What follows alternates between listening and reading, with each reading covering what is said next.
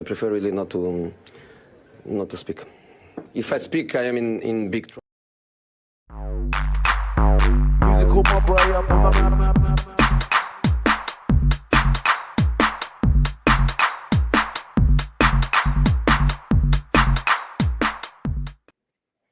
Yeah. What's good, guys? Your boy Good Savage back again with another Hangover live here with the boy Ends, man. You already know what it is, man. Here to chop up all the football. Well, there's no football to chop up, but transfers and all the news and all that stuff, and general topics and that. We chop it up anyway. Might as well chop it with you guys. Hope everyone's well. Hope everyone's had a good weekend. Eating good, sleeping good, drinking good, all of that. Ends, obviously. I'm not going to do pretend like I didn't speak to you for the last half an hour. For the people, we ain't spoke in 2 days. No, big up, bro, man. I love this show, man. One of my favorite shows. I have to kind of do so. But yeah, bro, big up to Jack Grealish as well, man, with the melanated things and that. It's one of my, bro. You don't understand, bro. That picture fucking kills me every time, bro. Like, obviously, man couldn't have the full version and that, bro. But what's it, bro? This guy's. Nah, I don't know, Savage. This guy, I feel like he's one of those kids. Yeah, he grew up around the man, them, and he just never lost that side. He's just like, I'm good at football. I'll play it, but I'm just gonna be the. Do you know what? He's a more controlled version of Balotelli. In the end, we call him Black Grealish. Nah, we do. He's got a couple names: Jack Grealish, Black Grealish, Crack Grealish. This depends on what version is that, bro. This geezer's party boy still. In fact, speaking of Jack Grealish, I just seen there was like quite a lot of talk about him leading up to the England game. People leave him alone, bro. Like, let the man chill. He just won the treble and that, bro. Man are like, he needs to take his time and there's a line he shouldn't cross and all this. I'm like, shut up. Oh, so his teammates can take his penis out in public, but he can't have a few drinks. Exactly, bro. Yeah, exactly. Willie Walker and that, bro. You get me? Yeah, he might be on his way to Bayern still. I can't lie, bro. Get the cheat code out of the Premier League. I'm ready for him to go still. Pisses me off, bro. Yeah, man. But man, big up, bro, as always, man. I'm looking forward to whatever you got thrown together. Yeah, man. Big up everyone inside, man. Big up Amin. Big up Gary, Redbird. Big up M. Tom Izzy, bro. Hope you are. What time is it where you are, Tom Izzy, bro? Because I know you was on a mad schedule and that, man. You get me? But we're supposed to hit the transfer rumors and stuff. Some rumors, news. Kind of goes with the talk of the show still. Football changes forever because I know me and you spoke about this behind the scenes for a couple of weeks now. We always speak about it briefly, but I guess when we started speaking about it, it felt like, the odd superstar might go to Saudi Arabia. Now, these men are signing up geezers who are in their prime and that, like they're not doing the China thing where they're just signing. I mean, yeah, there was a couple of people like Oscar and Lavezzi and that at the time, but these men are taking the piss still, and I don't know where it's going to stop at all. Bro. So I don't know. From what I've seen, from our conversation, we're talking about maybe a month and a half ago in terms of when we first kind of spoke about it. And then everyone was like, nah, maybe they like the guys at the back end of their career. And then we was like, nah, bro. Like, I feel like, and remember I said to you about the China thing, but I was like, nah, but these man ain't going to run out of money. So it's not going to be a thing where they stop it. Bro, every morning I wake up, I'm sure you've seen the latest one I just saw pop up before we went live. There's another man now on the list going to Saudi. Hey, let's talk about it.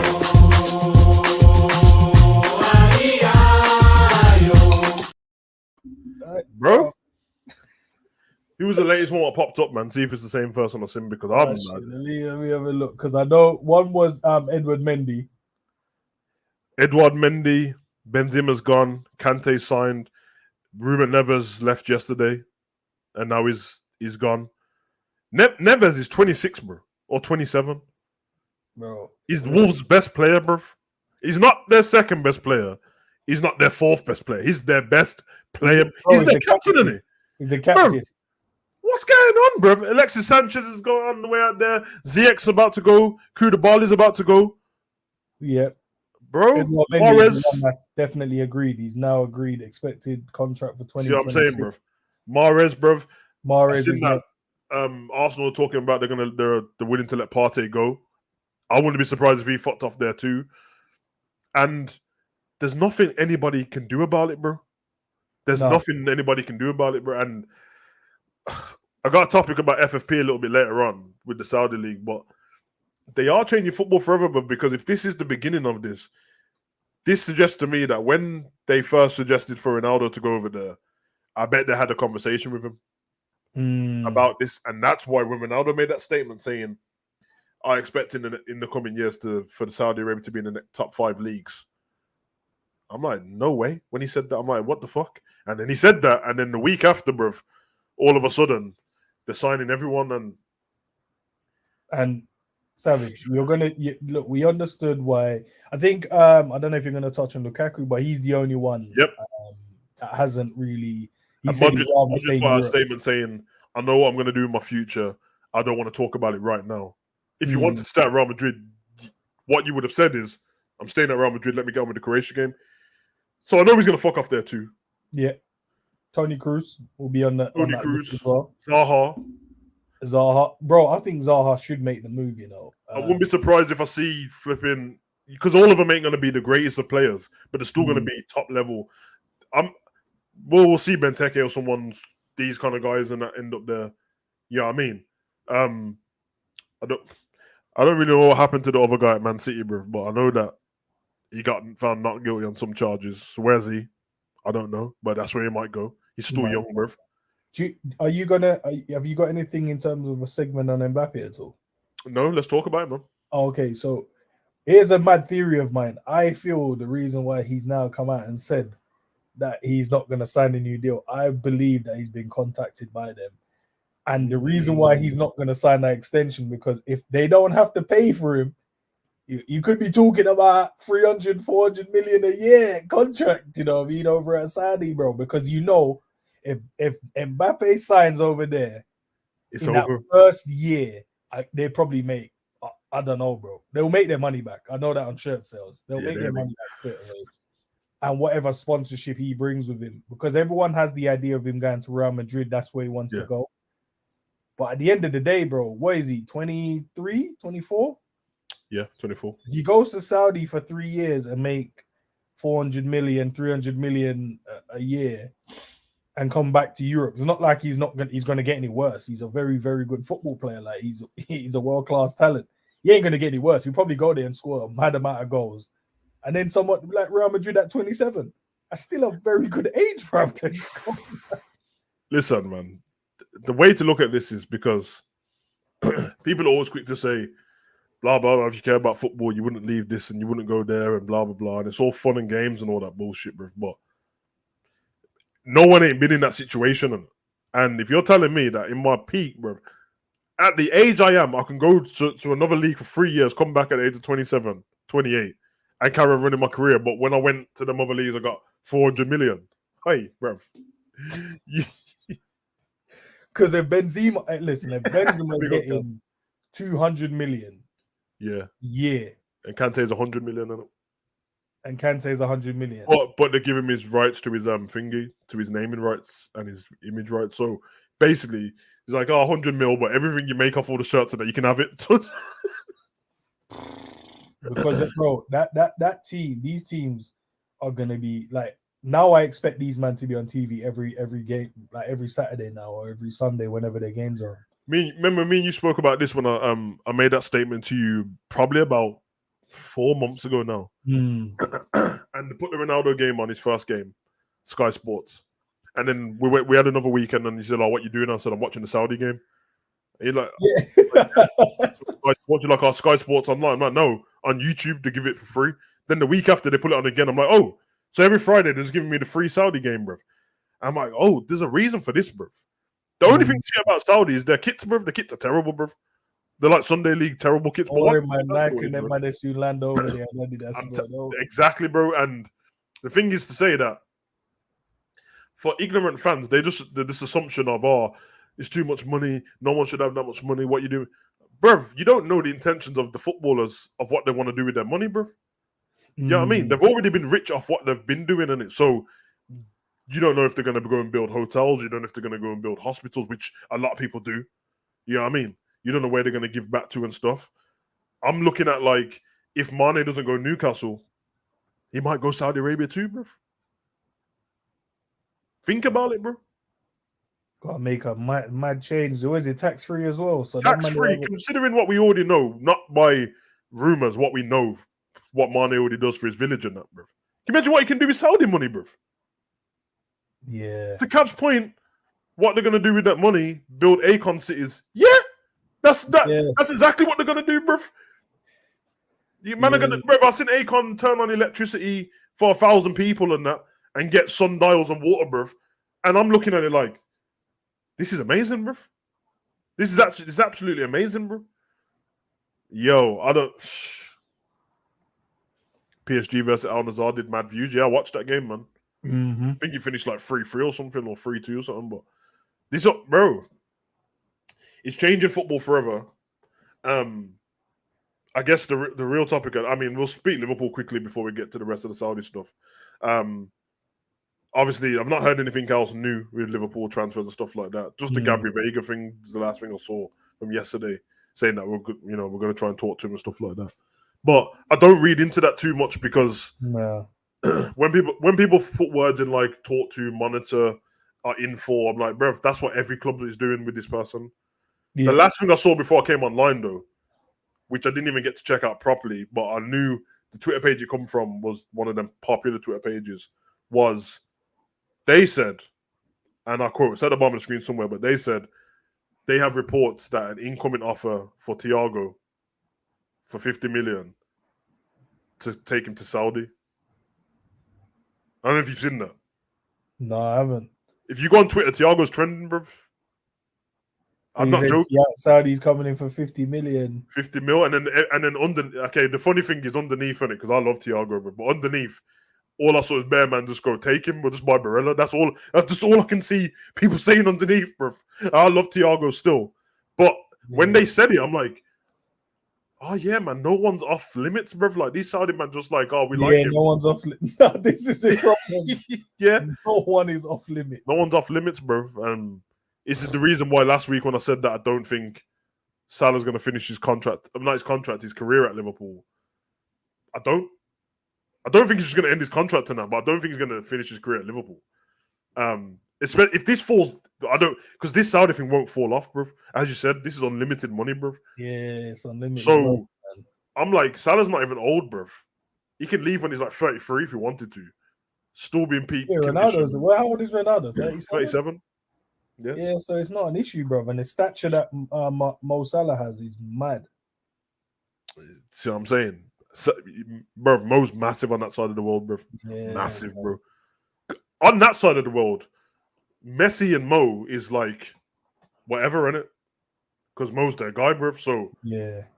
I don't know, man. I think that's why they're trying to get Mahrez first, and he's like the B option to yeah. This is a question then. Should FFP be worldwide? Savage, my take on FFP, bro. It's shit anyway.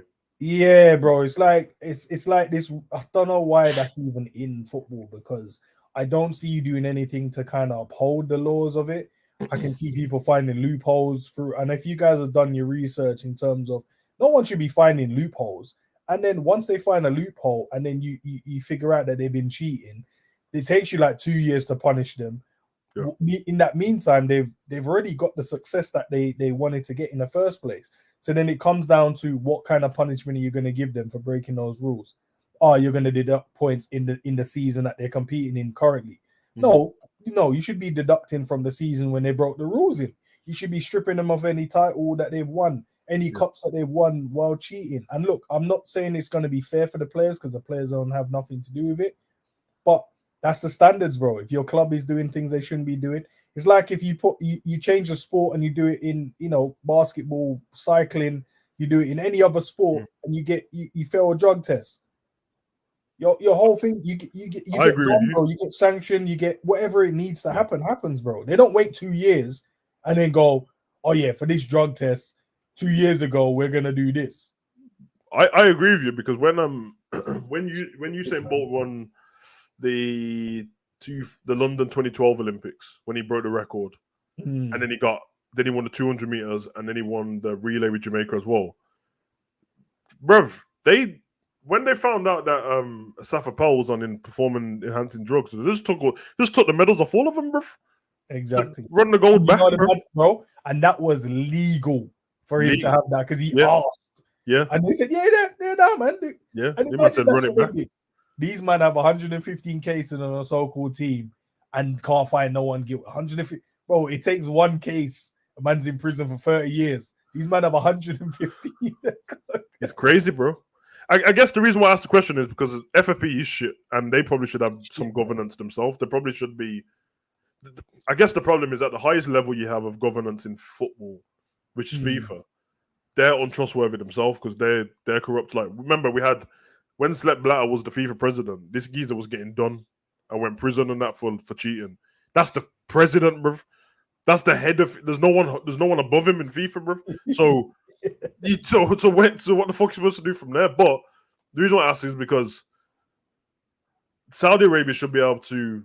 I call them Saudi Arabia. Obviously, they got different names within there, but the Saudi team and stuff, they should be allowed to buy players as much as they want. They should be allowed to be in the market with all the other teams across the world because it's their choice to do so. For selfish reasons, as a football fan, I think there should be. Because morally, these lot are not doing anything wrong. But for us football fans, if this is what's happening now in one transfer window, and bear in mind, the transfer window opened last Wednesday, by the way, and so many players have gone already, they're gonna have to keep getting the not B level, the top class players. They're gonna have to start getting them in to fill up their teams, so then they can get world class players and make it the Super League, because it is the Super League, bro. Where everyone thinks it's not, and there's no governance to their money. They can pay whatever they want. They can give the players as much money as they want, tax free. You won't be able to. We've got about a year, not even a year, but we've got about 6 months left of this, so you can't compete with them at all. And then all you're asking for then is for the players to have, I don't know, for them to have integrity in the Premier League and the Serie A and Liga and stuff like that. Like, oh, we love football. I've always wanted to play for Liverpool. I've always wanted to play for Man U and Barcelona and stuff. That's the reason. But if you're not one of those guys, bro, you're going straight to Saudi Arabia, bro. You're coming out of academies and they're going to be like, yo, you're an academy player. You was about to get... How much was Thingy on? My man's contract just changed, innit? But Moises Caicedo was on like $3,000 a week, innit? Yeah, bro. That ain't happened. If this Saudi thing was last year, bro, they would have took him in January, bro. Yeah. And listen, run. See that little $3,000 you got? Let me just run you a quick million, bro. Good, something light for us, bro. Yeah. No. And then you're asking a man, Brighton, Saudi Arabia, decent weather, amazing weather, $3,000 a week, 1 million. Fuck this, bro. I'm off. And that's what's going to happen, bro. And then some of the English players are going to start taking a plunge as well, bro. They're going to be like, yo, what have I got to lose? They're going to, all they have to do is go to Saudi Arabia on holiday, see what it's like. Because it's not, I know everyone just, it's not some desert, bro. It ain't like. Nah, that's nah. You see their dickheads because you know them, man, they will just show bare desert like it's a desert. Bro, these man think that Saudi Arabia is Baghdad, bro. Like the Helmand province and that. It's not. Yeah, bro. It's a beautiful place still. The beautiful place is clean as shit, bro.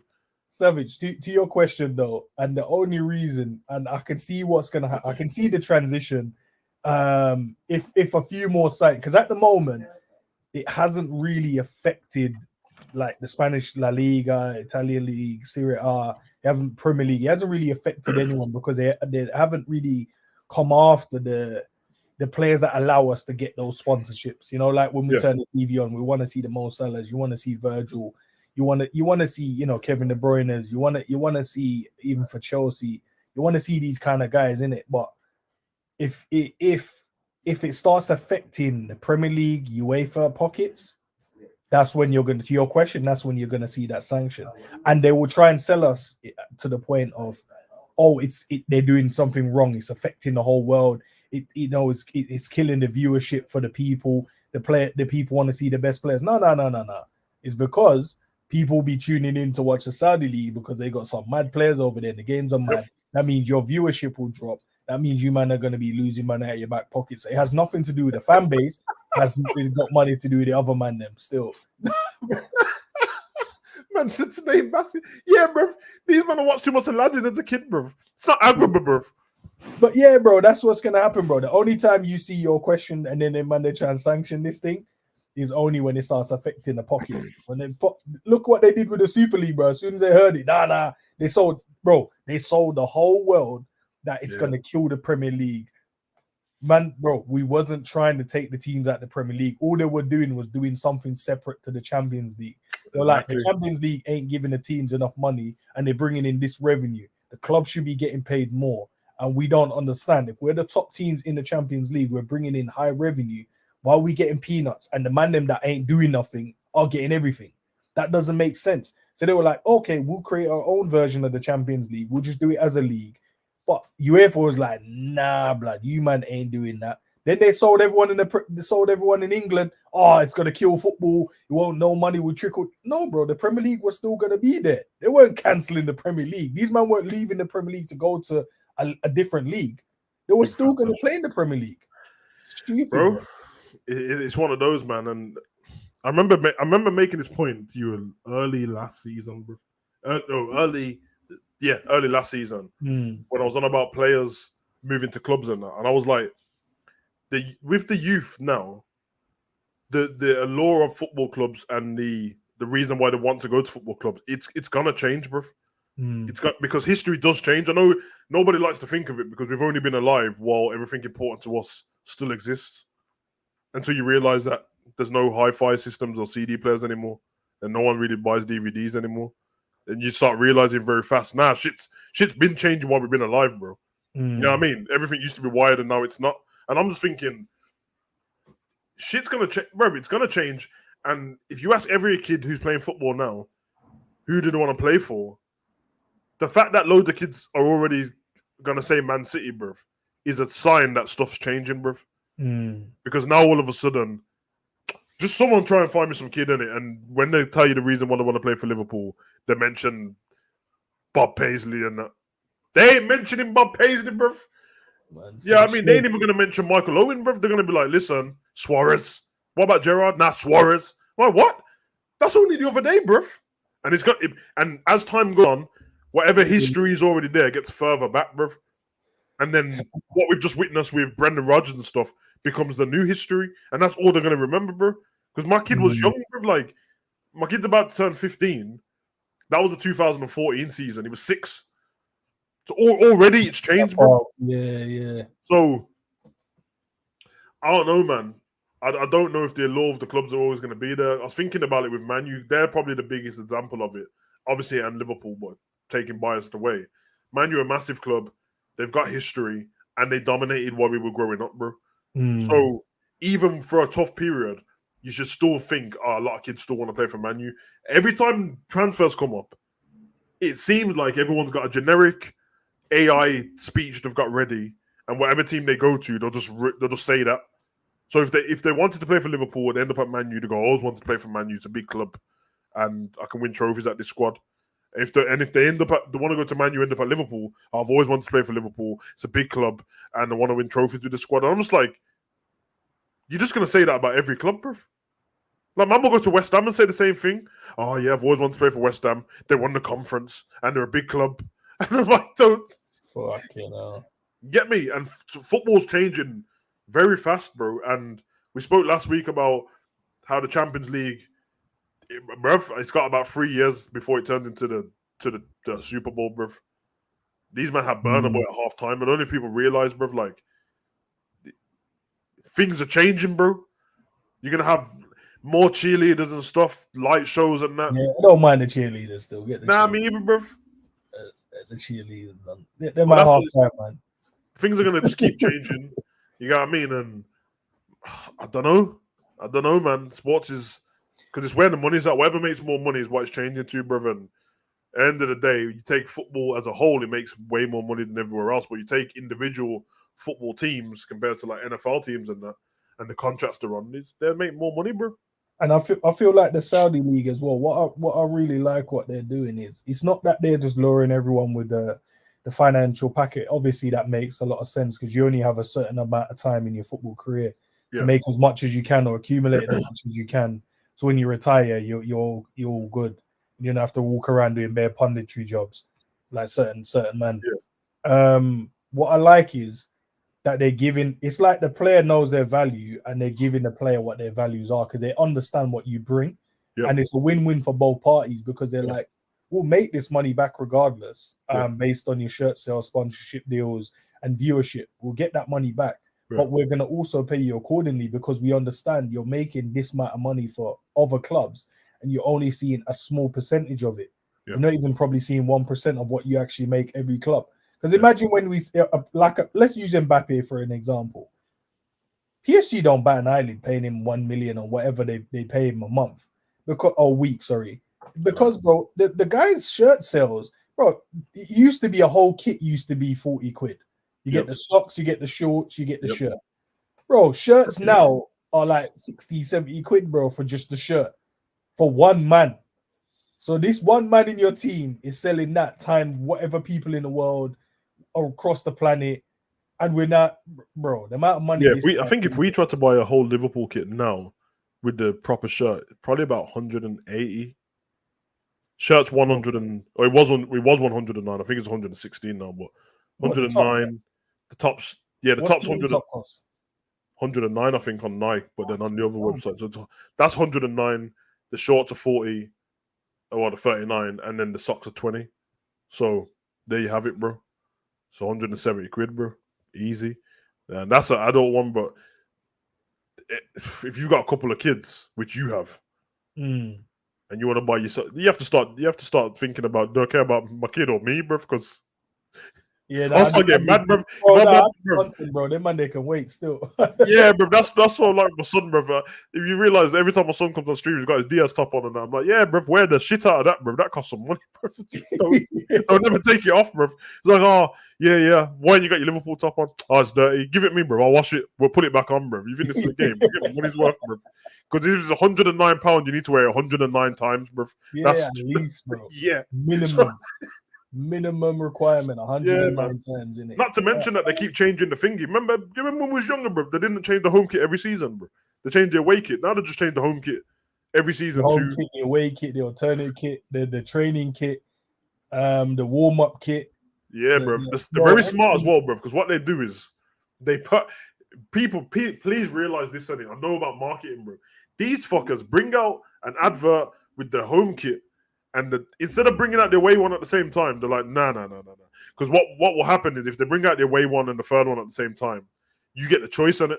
Yeah. Because everyone in their right mind is going to be like, I'm not paying £300 for free Liverpool tops. I'll pick the away one because it's probably going to be more snazzier. They're like, nah.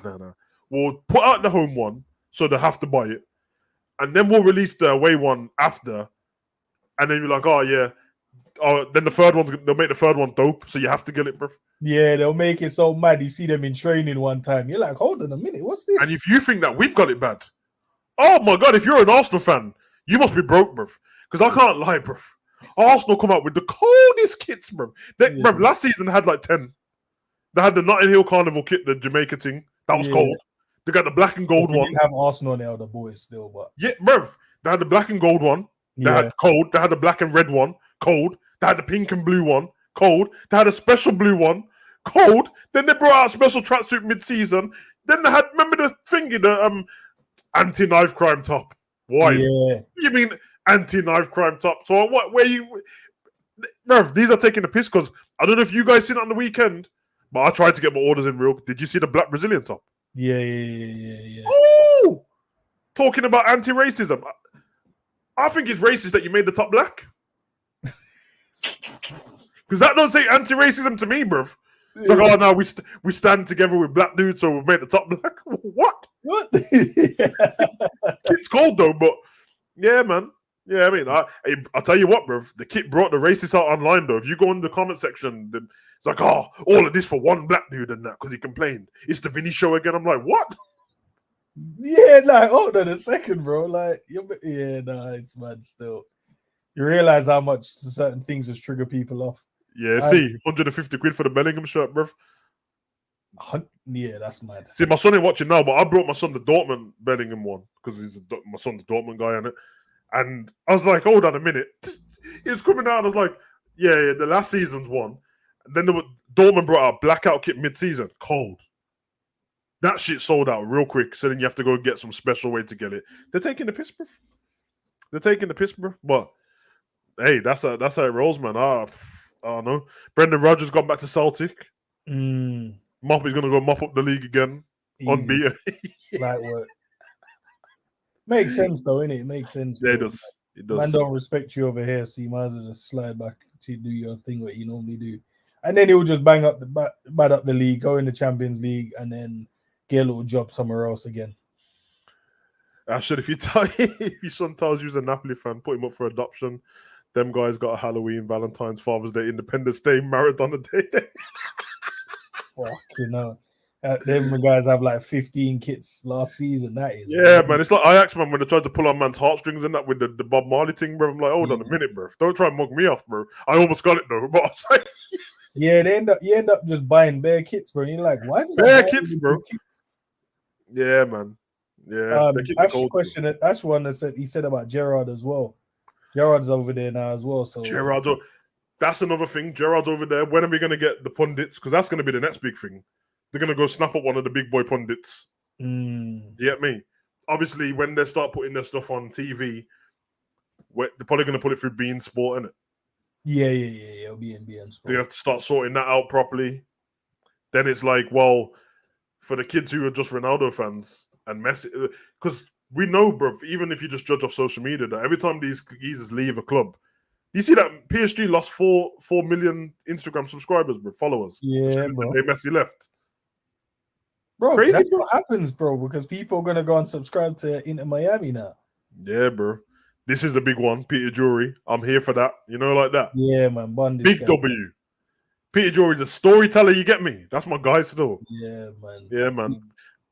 Everyone wanted us to be sad about Martin Tyler, not me, bro. Bro? Nah, bun that guy, bro. Peter Drury's the guy. Was he at the pro? He used to be the pro commentator. Yeah, he used to be the pro commentator. Hey, nah, bro. That's when I realized how cold it was. Peter Drury's cold, bro. Over to FIFA and it was shit. Anytime I mention Peter Drury to someone, they always tell me about the there's that one thingy, the one he did about Messi, bro. When Messi was, bro, there's one of the coldest things, bro. I watched, bro, this geezer taught a whole monologue together about Messi about to take a free kick, and he's like the young boy from Argentina, the way he stepped into the ball when he was on the streets of. I'm like, shit, this guy's storyteller, bro. He takes his job. I love it, man. I love it, bro, because it adds to football, bro. So, hey, no, you know them games in the Premier League next season to be cold still. Cold, bro. Commentator, yeah, especially the Liverpool one. He goes in for Liverpool still. Hey, man, you already know what it is, man. Next one on it. Let's talk, man. All right, man. This is something I've been thinking since the end of this. Like, as soon as the season finished, bro, I was thinking this, bro. Probably for the last few games, and I know that, like, I don't know. I'm always optimistic, but I'm also realistic based on evidence with FSG, and I try and look at the bigger picture. And the real question is, Trent and one more midfielder. Or 2 more midfielders and Trent at right back. And I really want people to deep that, man, because obviously the last time we spoke, the England game hadn't happened. And it felt like Trent was the most spoke about thing on the planet before the game started. Because either people wanted him to flop or Liverpool fans wanting to see him kill it. And then he gets on the pitch. Masterclass thing, bro. Apart from a few misplaced passes, and it was only because the other players weren't really on his wavelength like that. So he was passing it like Salah was there, bro. Yeah. The pass to Saka, which looked like he was looking the other way when he passed it to me, bro. So yeah, the skies reverse pass, bro. And then obviously Saka puts it in for Kane. For an own goal. And then the screamer that he scores. What a goal, by the way. I would have loved to watch, because obviously I couldn't watch the game. But I would have loved to have watched the game for that goal, because I knew how I felt when he scored it, and I was watching it on a replay. And if you was watching that live in the game emotion, bro, that goal was so cold, man. But to your question, Savage, I'm gonna change it slightly. No, I'm gonna add an extra one. Okay. I still want 2 more. And I want someone that's going to be able to play centre back and right back. And I do not want Trent at right back no more. Honestly, in my opinion, Savage, I feel like we're wasting this guy. And I get it. He's made his career at right back and he was a world-class right back. He won us all those trophies.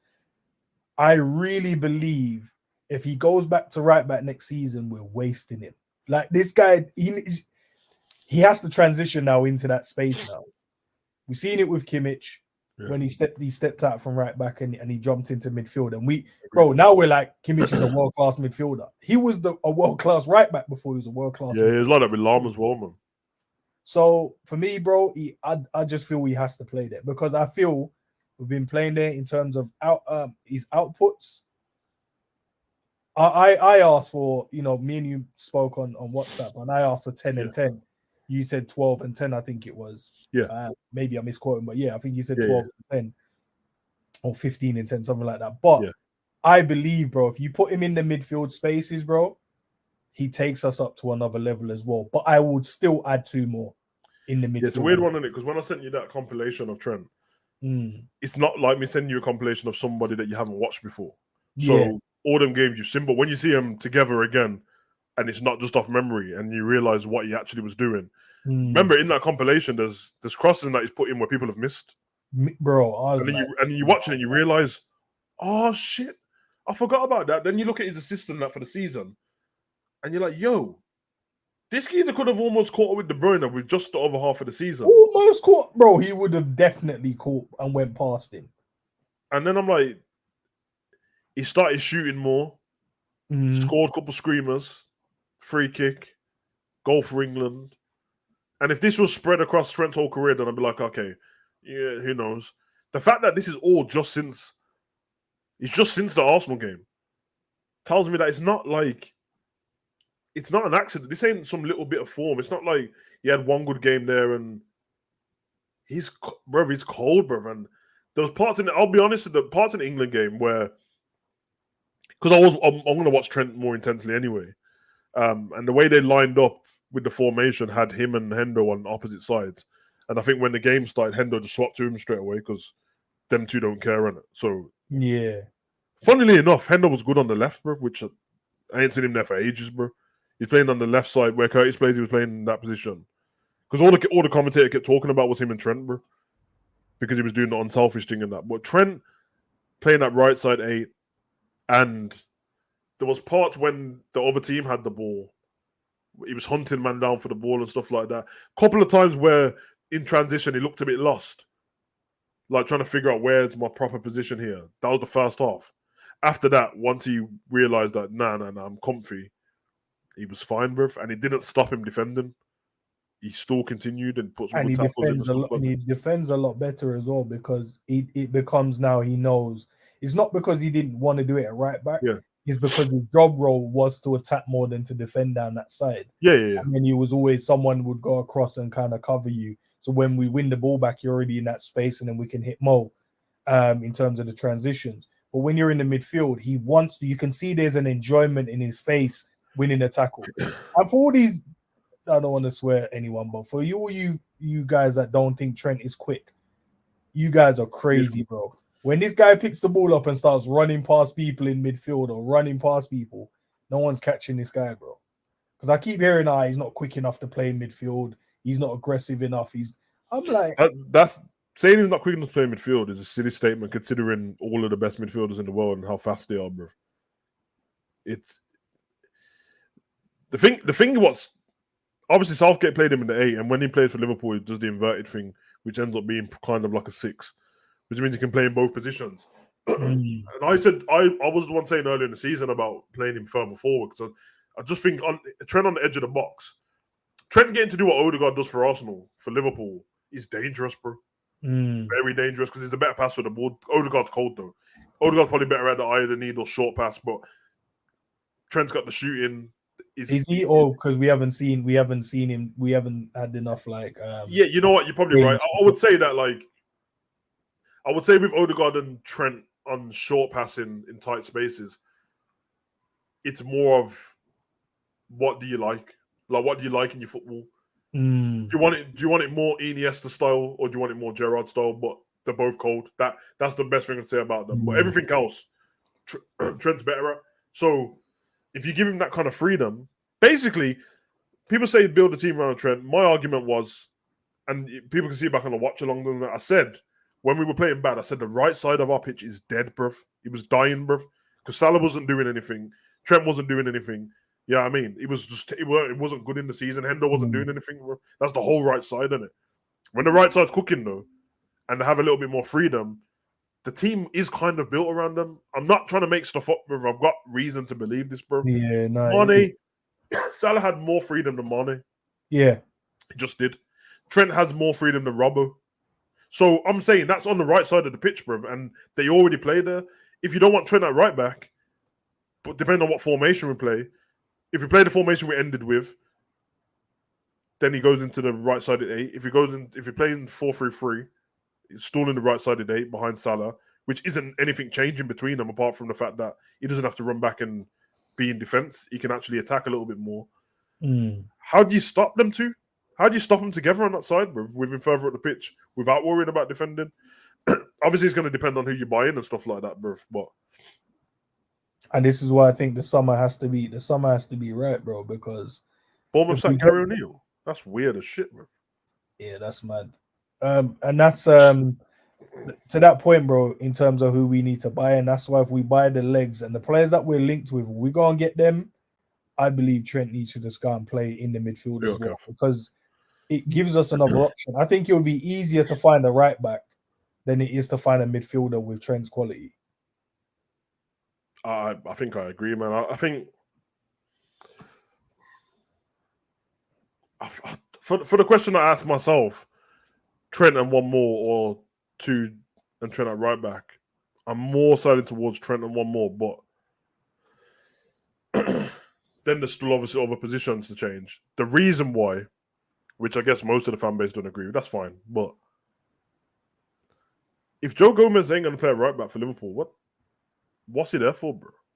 And I'm not trying to be a dickhead because I know everyone's going to go, wow, this is Europa League and blah, blah, blah. But I'm talking about this own guy's ambitions of playing football, bro. Signing a new contract at Liverpool because you think you can still work your way into the team. Probably looked at people like Matip and go, listen, at my best stage before my injuries, I was on par with you or better. I'm faster than you.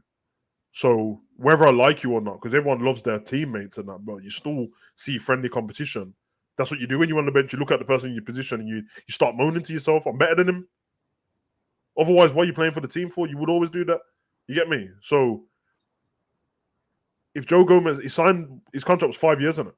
Mm-hmm. That was in the quad, the season when we was going for the quad. It's got 3 years left of it. Yeah, it means you can generate more money if you sell him, but I don't think we're going to sell him. And no, if he wasn't English, then yeah. And looking at, like, obviously my man's just gone to Preston, Ramsey, big up to him. I think that was actually the right decision, even though I wanted him in the squad. Coming off the surgery and stuff, like, probably the best thing to do. Yeah, I mean, he's still young. So at the club, we have Trent and Gomez because Milner's gone now. So unless they're going to play flipping Tyler Moore or Conor Bradley or one of them, but I doubt it. I'm thinking all the problems everyone's had with Gomez has not been at right back, put it that way. He's just, do you know what it is with him? I think it's because obviously he knows he can play at centre back, and for him personally, he's gone. If I look at my overall time at Liverpool in terms of longevity, the amount of games I've played is more good than bad. He had the whole season where him and Virgil just dominated the whole league, and then we kind of just nitpick and pick out these odd games here or there throughout the season, which every player has those games, and then we go, "No, you're not good at your job anymore." So, but in his head, for a player, he's going, well, I've had more good games than bad games. But I think he now needs to understand that it's not going to be centre-back he gets his game time now. And if he goes to Klopp and go, I'm going to be committed to be the right back, bro, I think he can do that job. Because I've seen when he plays at right back, we look so solid defensively. We had, right back. Don't want to exaggerate, but I think it was 3 to 4 games in AFCON while he was at right back, innit? I think he was injured. Gomez caused no problems defensively at right back. And going forward, he was actually better because I remember that was the one when he whipped the ball into Oxen for the header. Yeah. And Jota, yeah. So, and the thing is, he won't be needed to do what Trent was doing at right back with our new midfield. He won't be needed to do that. He literally, yes, we're going to wait to push out from the back sometimes and carry the ball, but most of your mainstay will be defending. Yeah. Which you're good at, bro. You're really good at, by the way. Like Southgate said, he asked in this Southgate wants to keep midfield, which means, sorry for anyone else in midfield, it's probably going to be Trent, Declan, and Bellingham because I don't know how you're going to push them out. So, and you can see into sorry, Savage. You can see in Trent's face. I don't know if you saw that little clip of him getting that little interview with the guy that does like the photos and stuff. And you could see this guy does not want to go back to right back, bro. He's like, nah, bud, right back. I want to play centre midfield. Yeah, it's going to be really interesting when we see our first preseason game with our full team. Because I think anyone who said Trent was wasted at right back prior to now is wrong. Because he won everything at right back. And that means if he won everything at right back, then us Liverpool fans won everything with him at right back. But from this moment on, bruv, because everyone's seen what he can do properly as an adult, not as a kid. When we saw him before in midfield, he was a kid, he was in the youth setup. It's completely different. We've seen him against grown men, the better teams. And he's really, really good there. From this point on, if he doesn't play in midfield, yeah, you are. And the reason why you're wasting him is because Trent in midfield, with his attributes, what he can do, will be one of the best midfielders in the world. I believe so. I really believe so. I think you just got to look at people who play like Trent already or are in a position in their team to do what Trent does with the ball, which is like De Bruyne. Now then look at how De Bruyne defends and what he has to do on the pitch. Press. Trent's really good at pressing and he's faster than De Bruyne. Crossing and passing. Yeah, well, I don't know what you can put between them. Well, Trent's got better variety of passing than De Bruyne. And to Kev's point, bro, that's why he's the best passer in the world, bro. He's got more passing to his game. He's got different types. We know that. Right foot. Huh? Yeah, both, and obviously De Bruyne's got two particular passes he does, which can't be stopped. He can't be stopped, bro. And there's one way he does when he crosses it in front of the goalkeeper where you fucked on it. Trent's got about 5 of them, bro. And he was from right back. When you're at right back and you're doing that, there's a certain precision you have to try and get and look over your shoulder and think about running back when you do it. When you're in midfield, think of what De Bruyne does already. He does defend, to be fair to him, but he also does have Rodri behind him and them man defending and the cheat code looking after him.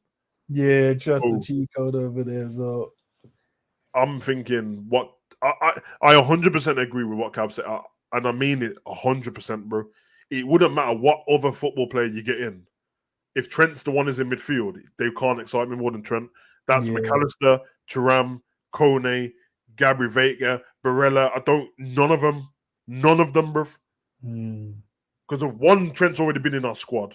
I'm already accustomed to his game. He's my guy. I want him to do better than anyone at the club. I think he's going to be Liverpool's captain in the future. Even when I was watching the Nivea thing, bruv, he just looks like a captain now, innit? He just looks like... Yeah. Doing that little leadership thing there. Trent went on the Nivea things before. They was picking out like Salah and Alisson and Van Dijk and that, bruv.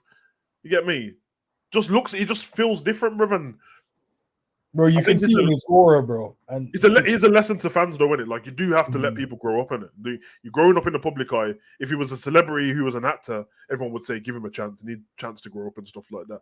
Doing stuff on the pitch, let him mature, innit? Do his thing, bruv. He's matured now. He looks different, bruv. He looks different, man. And now, like you said earlier in the show, you saw so many different stages of him this season. It's like he's grown up throughout the whole season. You saw the part when he was depressed, didn't want to really do anything. You could see, and in the part when he was holding himself for too much accountable, looking around at players like they needed to help him out. Then there was parts when he was like, I'm going to have to take this on my back. I'm going to have to put the backpack on and carry my team through. because I'm a Scouse, but I'm a Liverpool fan, and I also want to do the best for my team. And then you saw the part when he was just like, I'm the man now in here, and this is my job role. I'm going to lead and do the things in the right way for this club and for this team. And I agree. Oh, bro, it's gonna be mad. I don't really want to see this still, but nah, Cav, man, allow that. Yeah, allow all of that. Don't be putting the most you see Hendo in the 6, bro. Yeah, don't be putting no ideas in anyone's head, bro, about Hendo at right back, bro, because this maybe jokes though for a game, maybe a Europa League game. Hendo at right, bro. I'd rather give Conor Bradley those minutes, bro. Here's a good part from Psychedelic, man. I'd rather see Gomez play at right back compared to centre back, although he will be targeted out of our defenders. But guess what, bro? And I mean this, man. And man can clip it up on it. Target Gomez at your right back at your own peril, bro, because it ain't the same, bro. Yeah, trust. Targeting, because remember, when he's at centre back, people ain't target him. He's making dumb mistakes himself, bro. Like, really, realistically, think about anything, bro. Apart from the one time, which Liverpool fans, you kind of have to take a look at yourself after a bit, that you're the one memeing your own player in it. All this like literally after a bit, all this he was twerking and carded you. It's not. You actually sound like an idiot, bro. Like you're letting other rival fans joke about your own player who's in your club because you lot started it, bro. You know what I mean? So he got twisted one time. Yeah, he was a dummy in it, and he got sent the wrong way. It is what it is, bro. Cold from the. I'd rather put the praise on the person who done it than him making a mistake. Because he's trying to block the ball on it. Just got done. It's what it is, bro. Everyone's been done. I've seen Ashley Cole and Gerrard get put on the ass by Ronaldinho, bro.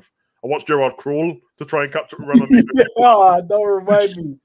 That's when I was like, nah, man, no one can hurt Gerrard, bro. When I saw that crawling Savage, I was like, nah. That right there was like, asking me punch my sister or punch my mum, bro. That moment, bro, I'm like, Gerrard and Ronaldinho, bro. Stop, bro. Don't let it happen, bro. I was like, the whole game was like, just don't go by Gerrard, innit? You want Ashley Cole? Don't go by Gerrard. Savage, bro. I didn't even want to look up because you have your bridges. Being the only Liverpool fan, you have your Man United bridges, Arsenal bridges, whatever. Bro, and because you have to fight the case for Gerrard all the time, and he's the best midfielder in England. And then when that happened, I didn't even want to look at any of my bridging through their eyes, bro, because I knew the man they would have been cooking him. Bro, after I looked at my brain, the man's like, oh, is our man does not make man and skip that. Man was crawling to grab his ankles. I'm like, no. The one thing I can say about Ronaldinho is, bruv, if you've been done by Ronaldinho, there's no shame in it, bruv. There's no shame in it at all, bruv. Like, there's compilations, ankles, bruv, compilations of him doing it to everyone, bruv. Like, I tell you listen, I reckon the reason why Ramos turned into a savage. To grab a man's ankle, bro. Oh my god, bruv. I think Ramos turned into a savage because of Ronaldinho, bruv. because people think of Ramos now, tattoos and that kind of hench, looks mean and that with the beard. The early Ramos with the headband and no beard, bruv. Ronaldinho took his soul, bruv. He had to bruv. If you watch any compilation of El Clasico, bruv, it's just pure Ramos being spun, bruv. It's like, bro, Ronaldinho made Ramos change his position, bro. From right, he changed it, bro. Yeah. You know the ones at halftime. It's like, Gaffer, should I go on the other side? And I want to go on the other side because, like, why? But for holding your hamstring, Savage, bro. Like, Gaff. It was a bit tight around there, you know. The hamstrings a bit tight still. Yeah, me. So like I said, jokes aside, Gomez was our second best defender at one point. So I hope he can get back to his best. Yeah, I would say, jokes aside and all that. Don't you think that Liverpool fans should start backing him, bro? Like, he's our player, isn't it, man? He still plays for the club, bro, and it feels like he hasn't done the. I don't know. I don't want to bring up all players again because they've gone now and injuries and stuff like that. But he's not been some bit part, not tried for Liverpool, never done anything for us on that, bro. He has, bro. He really has, bro.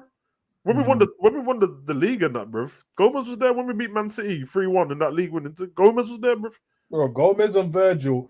At one point, I was like, no one's getting past these. No one get past them, bro, because people forget how fast Gomez is rapid. Bro, remember when they did that Willian thing, bro? When Willian burned through, them man, they just came and just closed man out and just sandwiched him up. And I was like, nah. Willian was missing, you know. Virgil. Yeah, bro. I was like, what? This guy thinks he's quick now, blood. Oh man, I have to get back to that, man. I think I don't think there's anything wrong with people having views and stuff like that and talking in the moment and that, but we do have to get back as a fan base to backing our players again, man. Like I think if man's got a contract and he's got Liverpool top on, bro, that's our player, bro. The worst thing we can do as a fan base, bro, is let the player know that we don't want them at the club, bro. Bro, I don't really watch Liverpool. I don't really watch other Liverpool content like that, bro. I don't like obviously your stuff, but I'm usually on there with you. But and then sometimes I'll go on Redman in the morning and that, bro. But anytime I click onto anything else, just gotta see a thumbnail, bro. It's like over the last 2 days, all I've seen is people cooking Virgil, bro. I'm like, bro, that's for Netherlands, bro. Like, he's a Liverpool player, bro. Why are you cooking him, bro? I've seen Van der Vaart saying like he doesn't do anything, and that. I'm like, bro, shut up, bro. Where's your Tottenham career gone, bro, dickhead? What are you talking to? It feels like whenever the players on top, it's like they always want the guys that to fall in it. So when they fall, they have something to talk about. And it's like, bro, this guy came back from a mad, horrific knee injury, played a whole season where we nearly won 4 trophies, 1-2, had a drop off this season, and then we're just marking him down as being just completely shit. It's like, bro, 6 to 7 months ago, exactly, he was off the back of winning 2 trophies and off the back of nearly winning the Prem and the Champ. You would have been like, he needs to be in the Ballon d'Or conversation again.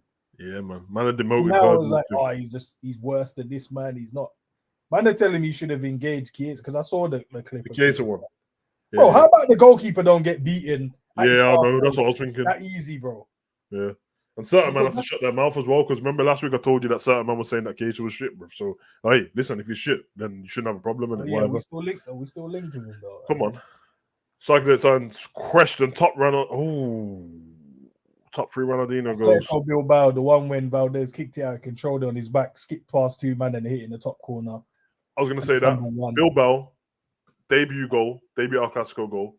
Yeah. And that was a rocket, bro. I don't even know how far maybe another Bilbao one when this was the latter stage, might be in 07, 08. 07, yeah. The ball come over the top there and he chested it and then turned round and they did an overhead kick and put it in the far corner. Yeah, and he's got one of those for PSG. That's the hairband. Yeah, the hairband Ronaldinho. I'll probably take his even though it crushed me at the time, bro, but I'll probably take his World Cup free kick because he definitely meant it. So I'll take that. Yeah, shit, that was a bad one. Still. Yeah, he definitely meant it, bro. Ronaldinho don't have bad crosses like that, bro. So definitely meant it. What about the one against Chelsea, bro? You know, the man just stood still. That's what psychedelic said, man. That was. Oh, is that when you said yeah, that one made time stand still, bro. Because every man was just watching, like, what the fuck is he doing, bro? This man said, "Have this, bro." This is Barcelona for days, bro. Different guy. It's a different guy, man. To challenge City, I think 2 of Nat, Matip, Gomez have to go. 2 of Hendo, Thiago, Fab have to go. Need upgrades there. Big up, I don't think so to challenge City. In fact, I'll let you use on some stuff that I was talking about ends off camera, just and you'll understand what I meant. But I think I'm not. Upgrade on Nat's a bit of a weird one, isn't it? Because but no, I would let him go for his own sake because I don't want him just repeating his career away. If you had somebody a little bit older but still has the experience and are playing at a lesser club, I'll probably take them. I would have took Thingy, man. I like Anderson. I do from Crystal Palace, bro. I know Nunes headbutted him in that, bro. But hey, you can handshake that out, bro. He's cold, bro. Matip's a weird one because he had a shaky part when he played last season. Sometimes he looked really good though. I'm having Gomez at right back. Hendo is not a problem, and it's a problem if he stays in the starting lineup forever. But if he's not, then no. Thiago, I don't know. Maybe I have to check out the pecking order and how far people get pushed back if new players come in. Because the main thing is the starting lineup. Because if you look at our team, our squad when we won the league and won the Champions League, and look at the bench still was like good, but like good on paper. When you look at their injuries and stuff like that, it wasn't as good as you think it was. Yeah, I mean, so because we'd had Origi on the bench, Lallana on the bench, Shaqiri, Milner, obviously the goalkeeper, Keita and Ox. That's the bench, bro. And Brewster. To Ash's question, not exactly what Savage said. Yeah, let him go, man. He's still young. Let him go. Get a decent amount of money for him, and then just let him go for his own career. Yeah. With Gomez and Matip, more Matip, I would probably let go, but I don't really want to let him go. I would say add another quality defender there And the reason why I said add another quality is because I think there's an over reliance on Virgil all the time to play. So what happens is it has to be Virgil and one other. And then when we've seen like the Matip and Gomez, it looks like none of them really takes charge at who's the leader in the back line today. And I'll just follow suit. And I think if you get another top quality defender, then it will be one of them. And then you can then start giving Matip less games, and then Gomez can play your right back role, centre back if you need him to play there, and because you would have your mainstay apart from Virgil, and then apart from Kanate as well. And then to the Hendo, Thiago, and Fab one, I think Hendo will get less minutes anyway next season. I think everyone's kind of to the agreement he'll get the Milner role. Thiago, I feel like maybe more my hope. Obviously, after having this surgery now, he should be close to his best because there's still a quality player in there. And I know it's the unreliability side that everyone has the issue with. It's not because of his quality. It can't be because of his quality. His quality is better than everyone. It has to just be his unreliability. With Fab, I just have to... because I look at Fab and I'll go, maybe it's I have to give him the credit in the bank kind of conversation. I have to understand he's done so much for us. And I get it, the back end of last season, the back end of the season before and last season, you could see that there's a little bit of drop off, and I have to try and pinpoint what's the reason why.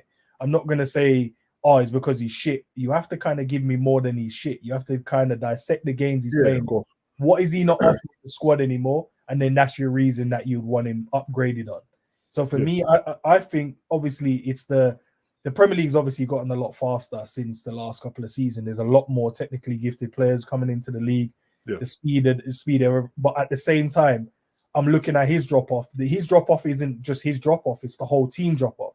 So I need to see a season when the whole team is now playing good again, and then seeing, is he still letting us down while everyone else is playing good? Or has he dropped off while the whole team is dropped off? And then that's when I'll make my personal decision on whether he should go or not, and upgrade on it. But yeah, of course we need upgrade. We've got McAllister now, hopefully Thuram, hopefully Kone. So that will be upgrades anyway. And then these guys can then get games where need be, in my opinion. I agree.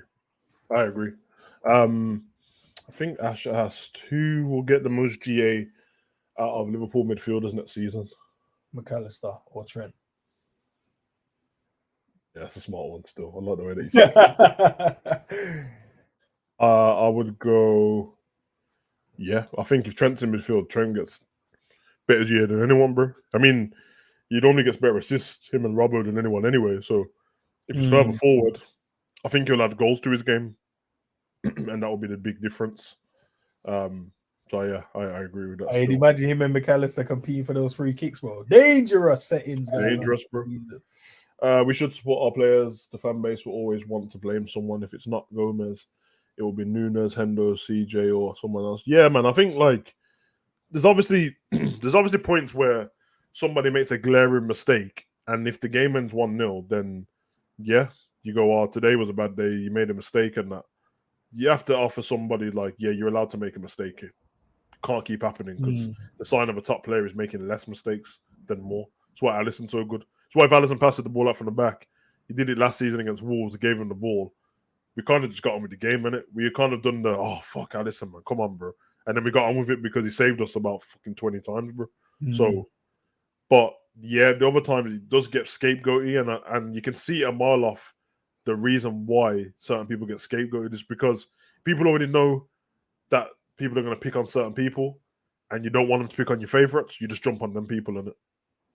But it really shouldn't matter if it's your favorite or not because they're all Liverpool players.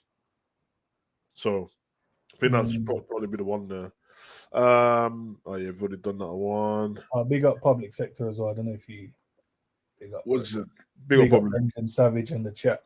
I love bro. Big up, bro. Thiago starts first game. He's still class out, but he will be available to start. That's the issue. Will he be available to start? The issue. Yeah, that's the only issue with Thiago, bro. Honestly. Yeah. And Thiago, Thiago with better players around him is world class. Thiago. Yeah, bro. Shit. Yeah. Because he does a lot in them games, even when we win games and stuff. When he plays, he does so much running because he wants to dictate the game. And the players have to take some ownership of, stop being so in awe of him. And we know you like him as a player and that, bro. You're probably fucking blown away by the stuff he does in football and then in training and that. You see him on the pitch. And I see him watching him sometimes, bro. I'm like, stop watching him.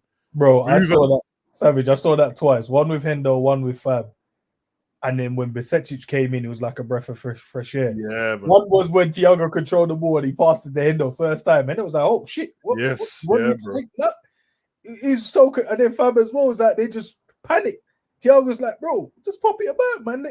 Let these dickheads run around, bro. Pop it about. When Besetic was there, it was cold, didn't it? The thing is, like, Thiago, it wouldn't have took him long to realize how much better than everyone is either. Not in an arrogant way, just, anyone who's played football and got to a team and you realize pretty fast that you're better than them, you kind of start doing certain things that you wouldn't normally do. Like, instead of waiting for a pass, you'll start taking the ball off them. Like, yo, come right next to them, you'll pass me the ball, I'll take it. You don't want that in professional football because now you got two people out of position. Like, why would I need Thiago to come and take the ball off Jones when he's 2 yards away from him? I don't need you to take the ball off Virgil when you're standing next to each other. Because if that's the case, you might as well play at centre back and move in it. Yeah, I don't need you to do that. In low block games where the teams are just low blocking, that makes sense in it because our team's at the halfway line anyway. Stay for it, whatever. But any other game in that, we don't need you to do that because all it will do is the other team will just target you in that, bro.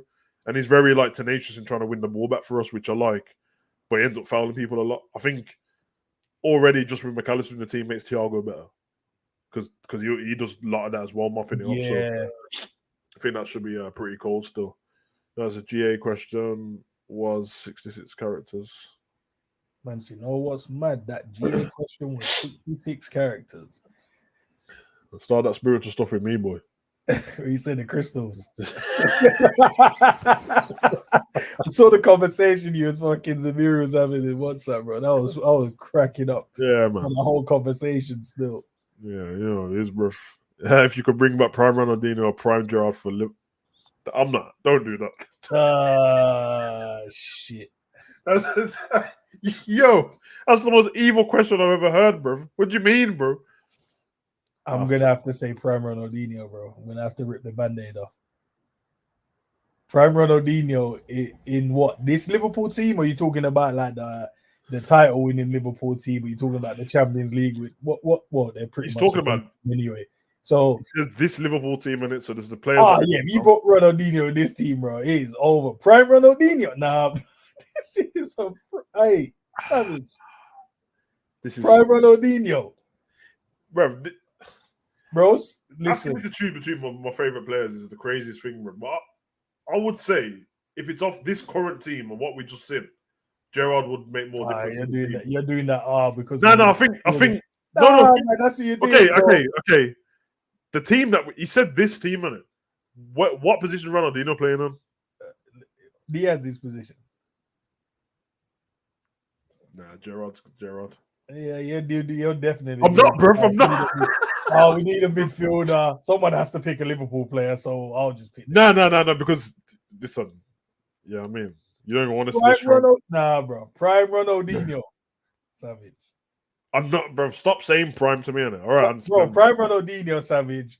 You're watching a man doing rainbow flicks. You're watching a man flick the ball over one guy's head, holding him off, chesting it, then flicking it back over his head again, chesting it, flicking it back over his head again. No look pass. Take the ball on his back, skip past two man, put it in the top corner. No look through ball. Made Messi look mad world class in his first 2 seasons. You're talking about Eto'o, the striker that just had mad pace. Ronaldinho made all these men look cool. Bro, even before Messi, he had Lukovic Juli on the right-hand wing looking cold. I don't want to talk about this question. Hey, move on, bro. I don't want to talk about this question no more, bro. Just leave me alone on it. Bro, nah, man. Anyway, will Nunes score 40? What? 40 goals? Why not Gary, bro? Is that... Okay, it's not Premier League season. If he gets 15 in Europa League, 15 in the Prem, that's 30. Can get the 10 elsewhere. Or if he gets 20 in the Prem, just has to get 20 elsewhere, bro. It's a weird... You know why the question's weird? Because if Nunes does what I know he could do and he stayed in the box, he could probably rack up a lot of tap-ins real fast, bro. Hey, look, he might have the number 9 shirt, bro. The rumors are true. Oh, yeah. Hey, Klopp, I've been calling for this. Make it happen. Number 9 up front. All this Gakpo talk. Nah, man. Put Gakpo, you know what I mean? Rotate Gakpo on the ears, man. Or do the thing that everyone wants. Put Gakpo in midfield, then if you fuckers want him. Gakpo's a problem, bro. This keys is a problem, bro. Fucking hell. Just realised that we haven't even seen the best of him nowhere near yet. He had to get himself bedded into the Liverpool team. A rubbish Liverpool team, by the way. Gakpo next season. Oh my God, bro. Oh my, it's gonna be so cold, bro. I can't wait. This is what I'm saying, bro. Think of all the stuff that we're saying. There's a good reason to be excited about Liverpool going forward, bro. I don't want to wallow in last season anymore, bro. It happened, didn't it? It happened. The only thing for players to do, and the manager and the coach, is to learn from it, bro. That's all you can do, bro. And I will bet anything that it won't be nowhere near as bad as last season. Nowhere near, bro. So I'm excited, man. Who will score the most goals for us next season if it's not Salah again for the 7th season? 7 in a row, man. Fucking hell, bro. This geezer's dangerous, isn't it? It's hard to still. Yeah, it's hard to bet against him, isn't it? I'm gonna go with I'm gonna go with Nunes if he plays up front.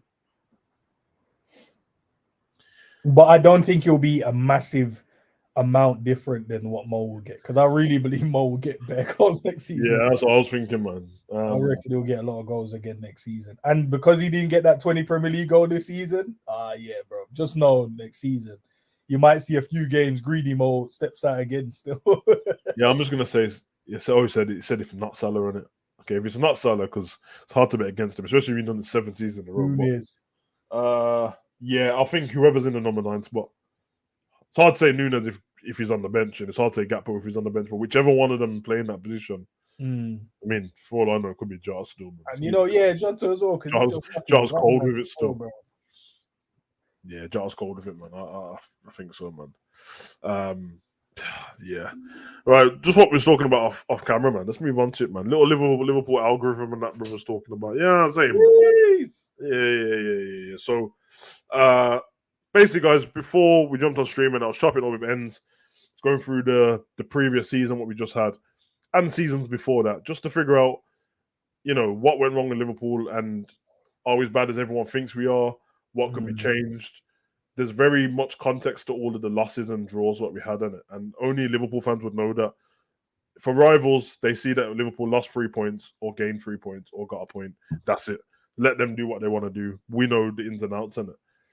A lot of the games that we lost, it was by 1 goal.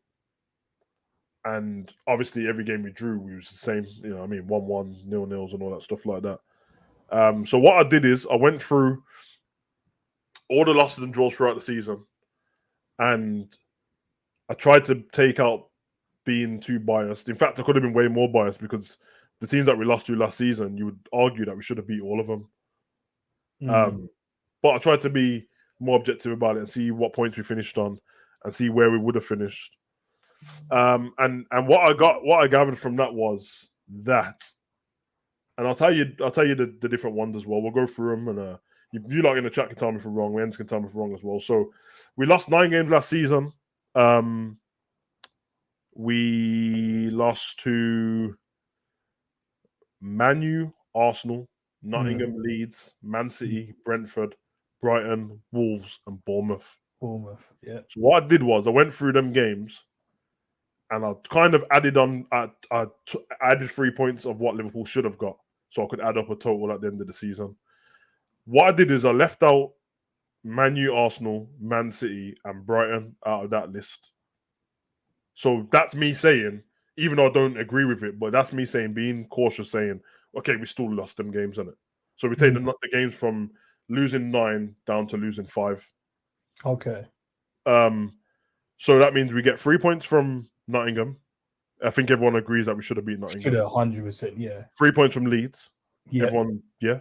3 points from Brentford. We should be beating them. Easy. 3 points from Wolves, definitely. They were 19th when we lost to them. And 3 points from Bournemouth, which we beat Man U 7-0 the week before, innit? So off that alone, that's 15 points extra. Keep a tally of this, innit? Because we finished on 69. Finished 69, 67? Yeah. Double check. I think I've got it here still, but we finished on. Oh, you motherfuckers! Why have you took me back to the season before? Yeah, we finished on 67 points. All right. Cool. So that's 15. From the draws, we drew with Fulham, we drew with Palace, Everton, Brighton, Chelsea, Palace, Chelsea, Arsenal, Villa, and Southampton. I left the draw with Fulham because we draw quite a lot of games every season, to be honest, at least 7. So I took 2 points extra from the Palace game because we should have beat them. Yeah. So that's 2 points there. Everton, we normally beat them. 2 points there. Took 2 points from the Arsenal game because Ibu missed in the last second of the game. Should have scored. That's 2. And then Villa and Southampton, which were the last 2 games of the season, which I do believe that if we were still in the hunt for the top 4 by that game, we would have played our full team and won instead of drawing the game. That means I left Fulham, Brighton, Chelsea, Palace, Chelsea. Yeah, because we always draw with Chelsea in it. This is what it is. And obviously, I left one of the Palace ones there, and Brighton had a really good season, so leave them with them points in it. So that is 2, 4, 6, 8, 10. So it takes the total to 25 points lost. So we should have got 25 points extra in it. You put that on top of the 67. That's like 94. Yep, and Man City won the league on 86 points, bro. In fact, they won it on 89 points. Do you know what's crazy to your algorithm? I don't know if you watch a show I did the other day, the afternoon show, and we went through the teams that we got, the fixture list for the next season. Okay. Yeah. And added up where we think we're going to win, draw, lose games here, and I think we ended up on 93 points. Okay, so it's pretty spot on then. Yeah, in terms of where we believe where we will finish next season. If we get that 93, that it's only Man City can hit those numbers with us. And the thing is, bruv, bear in mind, I left out Man U, Arsenal, Man City, and Brighton to lose to. I'm allowing a lot. I wouldn't want it to happen, but I've allowed them games to get beaten in, and I've left 2 games against Chelsea to draw against, and Arsenal. And if you are being truthful to yourself, that Arsenal one, even though we lost, there was 3 VAR decisions that went against us. One, we didn't get a penalty from a handball from thing when Jota crossed it to the back stick and Gabriel threw his arm up in the air and blocked the cross. Yeah. 2, when Thiago touched the bottom of Jesus' bottom of his boot, and the man threw himself like he was shot. And then the next one, number 3, was when they told us that Saka wasn't on camera, so we couldn't mark him offside on VAR. Yeah, that's and true. You gave them the 3 points as well. Gave them the 3 points. So that's not a made-up thing. I've literally just done that. I could have been more cautious and said, if you look at Liverpool versus the top 6 most seasons, we'd normally finish on more points than anyone against the top 6, even Man City, because we beat Tottenham, we beat Arsenal. We normally batter Arsenal once a season. Chelsea and Man City are the only one where usually there's a draw there and a win for one of the teams. So even if we took all the Anfield games and won them, and then let the other teams have their away games, 25 points. So when people act all like, "Oh, what have you got to base on Liverpool going for a title next season?" I'm like, because all the teams that I just said were better than them by a lot as well. Like, so we should have took points off them. It doesn't mean that I feel like we should step on the pitch and we own the points. No, we shouldn't do that. It's still a Premier League team, but these teams like Nottingham that just got promoted, bro, that we should have beat them. And like, we didn't go into the details of each of them games, but if I ask you all about all of these games, Fulham, first game of the season, okay, but we didn't, you know what I mean? But the other ones, bro, Palace 0-0. Terrible game, bro. That Fulham one, Diaz could have not the because he hit the post. Yeah, hit the post. Yeah, so, bro. I mean, Palace, we drew with them twice. Yeah, bro, that stinks, man. And it's one of them, like, every time Liverpool fans, we go into a game and we go, "Oh, got to be careful of Palace today because we've got bad record against them." No, we don't, bro. You're just thinking of Selhurst Park, Suarez season, and it's scarred everyone. We don't. All these teams that we go, "Oh, we got to be careful," because no, we don't, bro. Because I told Enz earlier, bro, I went through all the games that we've lost for the last 5 seasons. Liverpool don't usually lose many games, bro. Yeah, that weren't even a lot of games. Also, like 5 games in 5 years. Yeah, like I said, like, the identical to the season what we just had, the 2021-22 season, no, 2021 season, COVID, where Man City won and Man U finished second. We lost that season We drew 11 and lost 9. The season what we just finished was almost the same. It was 10 draws and lost 9, bro. It's identical, bro. Come on, it's identical. So, another point that I made with ends, because that's the 25 points, and I know someone's gonna go, well, that doesn't take into account Man City and stuff like that. That's a fair point, isn't it? Yeah. And I'll tell you that I said to ends, only when Liverpool are in contest with Man City is when Man City hit their big point tally. It's a fact, bro. If Liverpool's not the one in the race with them, they don't have to get the normal points they get. 2022-23 season, what's just gone in it. They finished on 89 points against Arsenal. That was the closest title. Season before, Man City finished on 93 points and Liverpool finished on 92 points. The season before that, this is Man U and Man City. They finished on 86 points, bro. There's 3 points less than this season. And they've still finished like 10 points ahead of Man U. The season before that, 99 points we finished on. And won the league. And they were 20 points. They finished on 81. And then the season before that, when we finished a point behind them, we finished on 97. They finished on 98.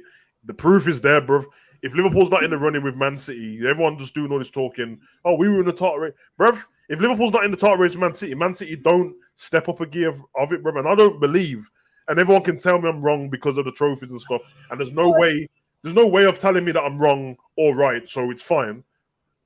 I do not think the City team what just won the treble is the best City team, bro. I don't think they play the best football that I've seen them play before. They've got a machine up front. That's fair enough, isn't it? Yeah. They got Gundogan getting clutch goals and stuff. That's fair enough. This wasn't De Bruyne's best season. No. It wasn't, bro. And it's all nuanced, isn't it? Because apart from the fact they tracked Arsenal down to get 89 points, not 97, bro. They didn't have to keep it, you know what I mean? And then they won the league and then lost and drew their last 2 games, innit? So I don't think that's their best team, and it pisses me off even more now because if Liverpool were more adjusted before this season and Man City still played the same, could have ran them close again, bro, based on the previous tallies. And I know it's not all 100%, but it's just what I believe, bro. So for me, when they say can Liverpool win the league, and yeah, I think so, bro. I really do. And if we go by what En said with playing 2 teams, a Europa League team and a Premier League team, well, listen, as long as you've got enough experience on the bench that if something goes wrong in the Europa League, you can bring them on. Until the latter stages where you're playing against better teams that have fallen from the Champions League or teams that are already in the Europa League that are good, you're playing against church teams and that you never heard of, bro, in Russia in the cold, bro, at 5:30 after Tracy Beaker, bro. It's not, you get me? That's one. So that means it's 1 game a week for these teams. Our team until we get to January when the FA Cup starts, bro. Because the League Cup kind of follows the same pattern as the Europa League, where it's the lesser players playing, more of the kids are playing, and you have a spine. The spine will look a little bit different. Instead of having Milner now, you have Henderson and Fab. Bajcetic, if he's not injured, Curtis will be playing, Elliott will play, whoever's playing up front, Jota Nunes, somebody, maybe someone from the youth team comes through and plays again. So it's just a thing I had, man. And, I believe my manager, bruv. He has some adjusting to do, but there's no... Every time I say something about Klopp, they go, whoa, there's no proof that he does stuff with money. I don't care, bruv. He didn't get a chance to have the money before, so whatever, innit? We're both arguing the same thing. You don't know and I don't know, innit? One thing I do know is the only person who stopped Guardiola in the last however long is Klopp. Don't try and come at me with Conte on Pep's first season, because Pep was trying to get new players in and all that, bruv. So it's Klopp, innit? And the only person who stopped Pep in Germany was Klopp. So the only evidence I have to say is only Mourinho and Klopp stopped Pep doing anything, bro. Savage has spoken. Zabiri, welcome. What are you saying, brother? Hey, big up, man. I don't know. I know what you was talking about because I hear you and I understand English, but I don't know where you was going with that, bro. You went on about a 10-minute. I don't know who pissed you off, who said what. I don't know what algorithm popped up on your timeline, bro. I hear you still, but I disagree with a few things in there. I don't think when people say best teams, I don't think it means like what we see from the eye test, like players in their prime and stuff like that, because it's not about best players, and all the best players won't have their best season in the best campaign per se. So a guy like KDB, he can have a stinker, but they win like 3 trophies, and you go, well, that wasn't his best season, but as a collective, it was the team's best season. So I think, and you said it as well in those nuances, because like the best Liverpool team, for me, I don't think it's the team that went in for the quad, and I don't even think it was the team that won the Champions League. It was the team. I don't even think it was the team that won the Prem. I think it was the team before that. 18-19. Was that when we lost the Champions League final? Yeah, we finished 1 point behind City that season. Yeah. So so I think we both agreed on that. So it's just weird when people say best teams, but to I hear what you're saying still, with the algorithm and the nuances and the way you looked at the points. But other than that, man, I'm good, man. Back in New York, back at it again. Obviously fake working as usual. Ends we said, man. Nah, in a minute still. Chilling, bro, relaxing. I said fake working, man. That's shit, bro. Nah, man, you work hard, bro.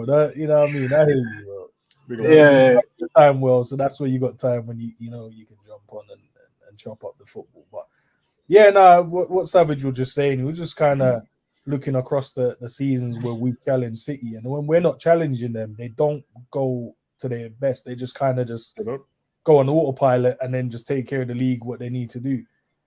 So what Savage is really saying, to his point, was if Liverpool actually did our job properly in certain games, he's not talking about a wide range of games. It's like a handful of games. Oh yeah, I picked out the basic teams. All the teams I picked out were at the bottom of the table or mid-table at the time. Yeah, we could have easily challenged, if not won the league, bro. Like even at our shittest season, you'd probably say, because some of the games that he'd mentioned, they're games that if you look back across, if you look at chance created or chance that we fucked up in the game.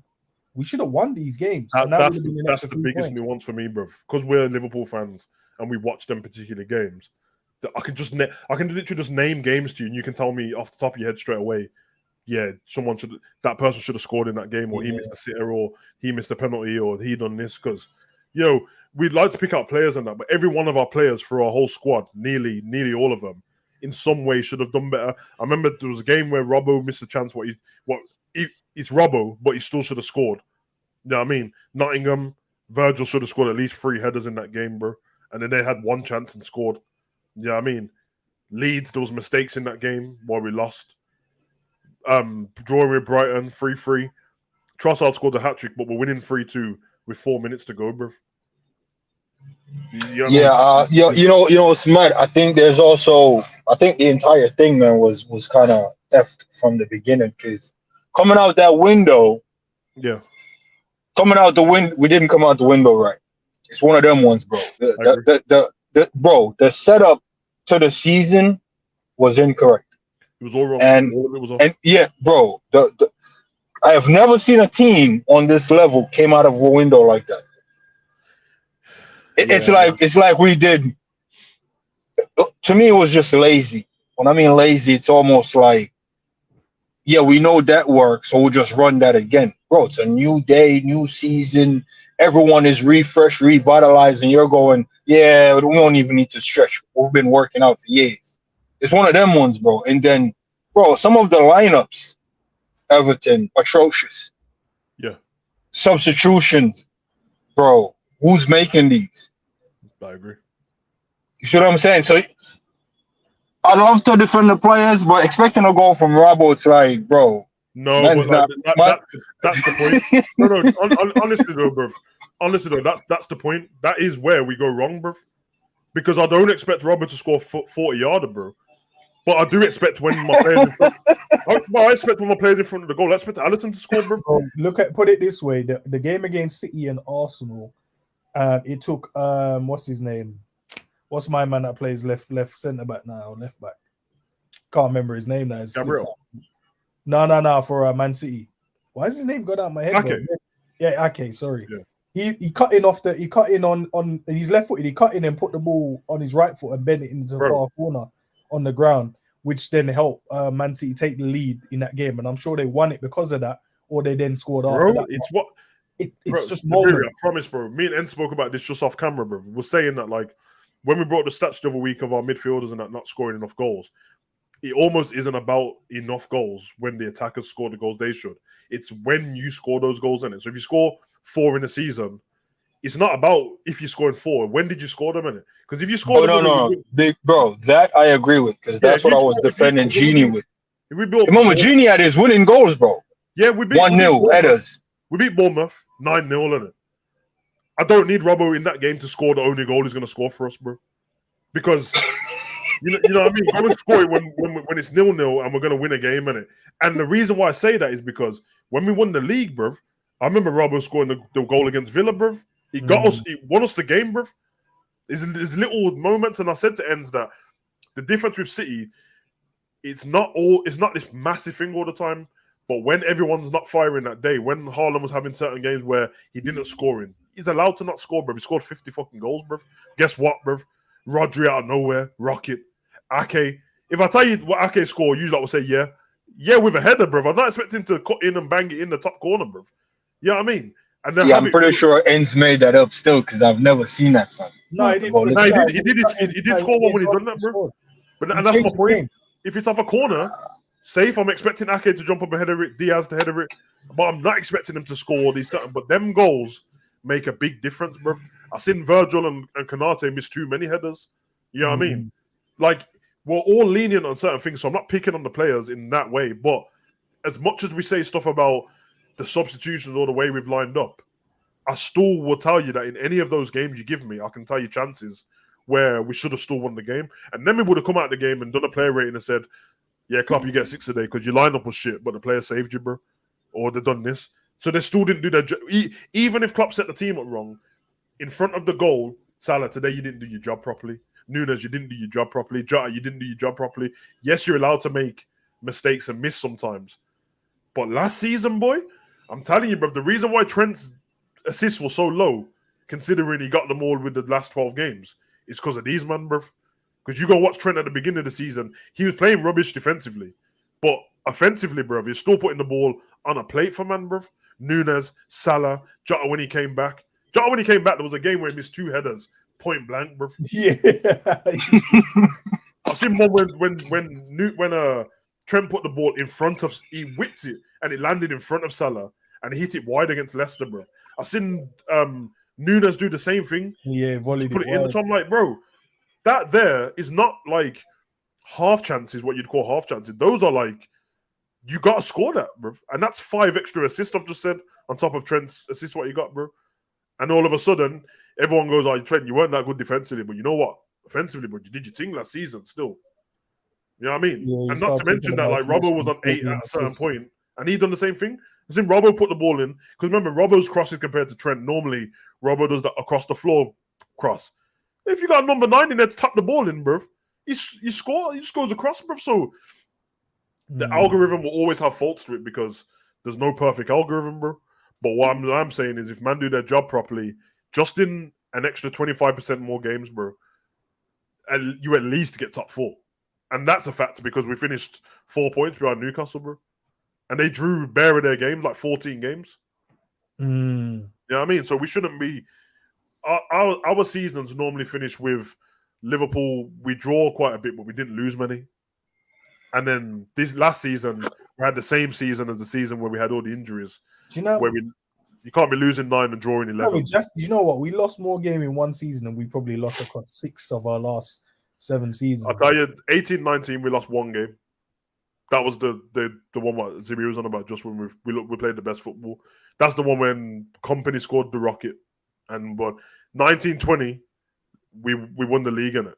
And we lost 3 games and drew 3. And them 3 games came after I think April. Yeah, Watford. All 3 of them losses came after April. I think Watford was in January, February though. Watford, Arsenal, and Man City in it. Yeah. Man City one was we just won the league and we played them straight after. And that's when everyone was saying we were drunk. Nah, them man, they were drunk, Savage, bro. Yeah. Watford, that's the game where like Troy Deeney was just bothering Lovren all game, bro. And then we got smoked. And then obviously the Arsenal game, bro, I think that was 1-0 maybe. 2-1, I think it was. But the league was already, but we had won the league, bro. Won, yeah. And then obviously 2021 was with all the injuries. We got 9 losses and 11 draws, bro. Then last season, the season before last, when we was going through the quad, 2 losses all season, 8 draws. And then this last season, 9 losses and 10 draws, bro. So, yeah. We saved, like, basically... Nah, that's... Bro, we threw away damn near 20 games, bro. Bro, the season what we just had was almost identical to the season we had when everyone was injured, bro.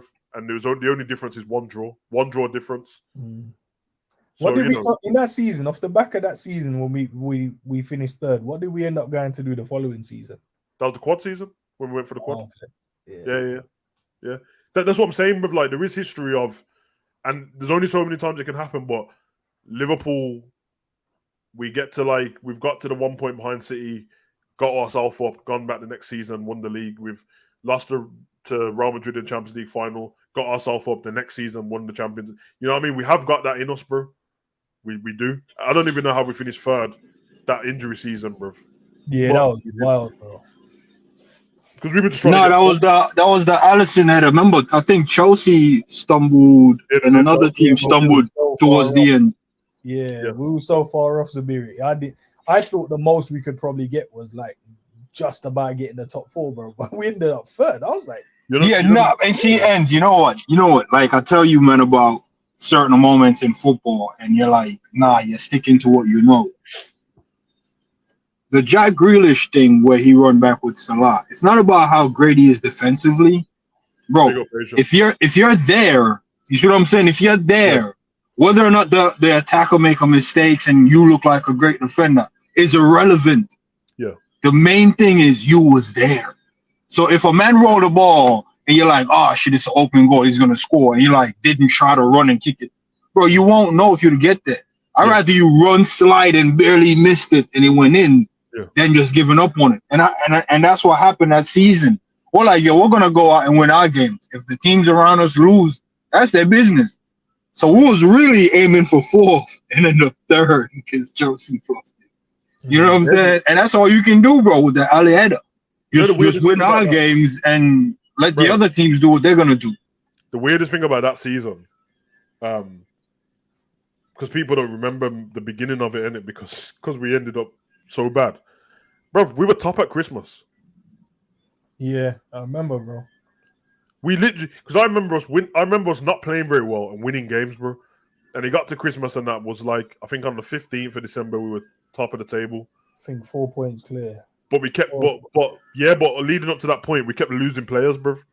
Yeah, and I already knew in my head, I'm like, bro, there's no way we're gonna be able to get through the other half of the season with these like dying, bro. And then everyone kept, remember every week everyone's going, it can't get any worse. Yes, it can. Yeah, bro, it just got worse, bro. Then we had then we ended up with Hendo and Fab at centre back, and then was like, oh, they've actually had 3 good games together. Can't get any worse. Savage. Yes, it can. Hendo got injured. Savage, you know I blame Klopp for that season, you know. No, I don't, bro. No. Here's why. Because I know obviously you're going to continue what you're saying, but here's why I blame him for it. Because I knew, even though the centre backs were injured, I was like, bro, just put in that Phillips, put in whoever you got fit, throw them Monday in there. What killed us is the moment he took Fab and Hendo out of midfield, because then the teams was like, oh, it's a free run to the defenders then. And these men ain't natural defenders anyway. So it was like Klopp went, I gotta make the best out of this situation. And the best out of this situation is me taking my best midfielders, the guys that are stopping the man them from getting to the defenders in the first place, and put them into defense, which then opened up the whole football pitch. And when you realize when he did that, we started conceding bare chances. And I know they played good for a period of time. Yeah. But I mean, as I always said, it's longevity for me, not the short. I want to agree on it. And it would have been easy for me to agree if I went from the middle of the season. But because of the way the season ended and finishing 3rd, because I remember when we got Kabak and Donny, who never played for us. Big him up, bro. But, Davis? Yeah, Ben Davies. We played Man City after we got them, and they never played in it. Yeah. And we got smoked, bro. But that's the one when Alisson kept making mistakes, bro. He kept just throwing the ball back to them. Yeah. But obviously, I felt bad for him in it because remember, like his dad had died and nobody knew, and we just carried on playing. And then after we found out, because I remember after the game, I was like, I know we made mistakes in that, but why is he crying, bro? Like, why did you like want us to cry in that, bro? I was like, oh, okay. I only remember that because the same thing happened to Pep, and I remember Pep on the sideline looking distraught, bro. But I think it was his mum in it. But and Klopp, it happened to Klopp as well, didn't it? Yeah, but all I remember is that I can't forget the press conferences, bro, when we were trying to get defenders in the first place, because that was the only time that Klopp's ever sounded like, "Yo, FSG, yo, help me out, big man. Like, what's going on, bro?" These man gave us Kabak, bro. Obviously, I had to put on my Liverpool glasses and do what I always do, big up the Liverpool player, what I've been doing my whole life. I did it for Kyriakos. I did it for Down and them, man. This Kabak guy, bro, we played against Leicester, and I was like, oh, this should be all right still, winning 1-0. These men lofted the ball up to Vardy, bro. I seen Kabak go to header it and he just jumps in front of the ball. I said, hold on. This is the same Kabak from Schalke, bro. Then the next one comes in, he does it again. I said, hold on a minute, bro. What the fuck we got here, bro? Then the play. Yo, listen, man. Listen, bro. We play Reece Williams and Nat, yeah. I'm like, oh, I like Nat still. Nobody told me that, bro. You know when you're watching anyone who watches Liverpool TV watches youth football, innit? It, for some reason, it kind of looks slower anyway because of the small pitch and that. There's no crowd, nothing. Bro, man never told me about Reece Williams' speed like that, bro. This man, slow down. Bro, man look like he's running in cement, bro. Man's got concrete slabs for boots, bro. That's what he's running with. Concrete slabs. It's done. Yo, can I ask you man a question? Because you man are just digging up old wounds and that. Hey, two secs. All right. Go on. Nah, and for the record, Savage, bro, the fact of that transfer window wasn't so much FSG failed club, bro. All the teams looked at us in our defensive crisis and go, oh, you're desperate. Yeah, our guy's not available. Bro, no real center back was really available, you know. Let's be honest. Bro, none of them was really available. Like, there was no real center back, Liverpool level, that was available. I would agree, yeah, but the fact let's be honest, man. We think of it now. It's January, Liverpool's top of the table, won the league the previous season. And we got Kabak on a loan. If you're a footballer and teams are looking for defenders and you're on the bench for another team, you're like, yo, send me out to Liverpool. They're the champions of England. Let me go play for them, the top of the table, bro. No, these man gave us Kabak, bro. You know where Schalke was when we got Kabak? 17th, bro. So I was like, hold on a minute, bro. Kabak, did these like know something I don't know about Kabak, bro? This guy, fuck. He was the only one available, but Savage. Why is Liverpool fans saying top 4 is not good enough, but then we don't get top 4 and it's like the end of the world? Like, bro, top 4 should be the target, and if we can win the league, we win the league. I don't see the issue with that. I'm not saying you have an issue with that, but the majority of Liverpool fans I see, they're like, nah, top 4 is not good enough. And it's like, bro, I don't, because they're trying to do the Wenger thing, because Wenger always get top 4, and it wasn't a real ambition to go win it. It was just an ambition of, we get top 4, we're calm. All right, bro, but that was Wenger's era. Yes, bro, top 4 is the minimum. If we can win it, great. Yeah. 2 teams can't win the Prem, bro. You see what I'm saying? So it's weird. As long as we get top 4, we're good. Not like good, like we should settle for it, but yo, top 4 is the target. Winning it is the icing on the cake. I actually agree. A lot of the times when we're in a title race or whatever, we go through the season, they ask Klopp, you teams do well, you think you can win the league or challenge the season? The first thing he says is we need to get to top 4, bro. Like, I'm not, and that's what even Arsenal, Arteta was doing it last season. Is like, let's order that league business. We need to get to top 4, bro. They got top 4 early in the season, innit? Now the title race is on. Let's go. And that's where they have to move. But I think for what you're saying about people saying all of a sudden 1 minute top 4 is what you want, and then we drop out of it, and now all of a sudden it's like, oh, we should be getting top 4. I think fan base saying honest with themselves, innit, bro. It's a bit fickle, innit, football fans, and the change. It's not about changing opinions because that can change and it's part of growth. But if it's the flip flop, guys, let's be honest, man. A lot of the people, they're just saying whatever, bro. You know what I mean? I see man in other chats say completely different stuff to they've said in this chat, bro. So you already know it's whatever's the flavor of the month. Can't really go off that, man. But what I do think is that Liverpool fan base kind of felt a bit divided last season. And I don't understand why, bruv. And I ain't trying to turn into... Stop saying trying to turn into... I ain't trying to turn into the Arsenal fan base, bruv. Even the Man U fan base is like that as well. Stinks, bruv. We've never been that, man. So I think all the disagreements and that can happen. But I just like when people... If people disagree or whatever and stuff like that, you know what I mean? And you're not being rude. You present your little bit of evidence and that. It doesn't bother me, bruv. Because I have my own thoughts and everyone else does as well. And we look at stuff different ways. And most of the discussions in football end up not being wrong or right because a part of it, a big percentage of what we're talking about, we have to assume stuff. We don't know the ins and outs, bruv. You know what I mean? It's just one of those, bruv.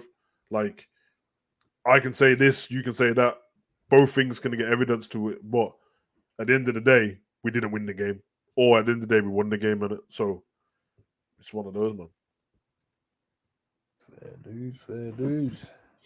Well, yeah, man, them seasons were had man in the chokehold still, man. I'm still optimistic, bro. And the way I see every season going into every season is there's 4 trophies available, and only one of them is over 38 games. The rest of them are over like 11 games, probably like 3 group games, 7 whatever, or knockouts, all that business and that.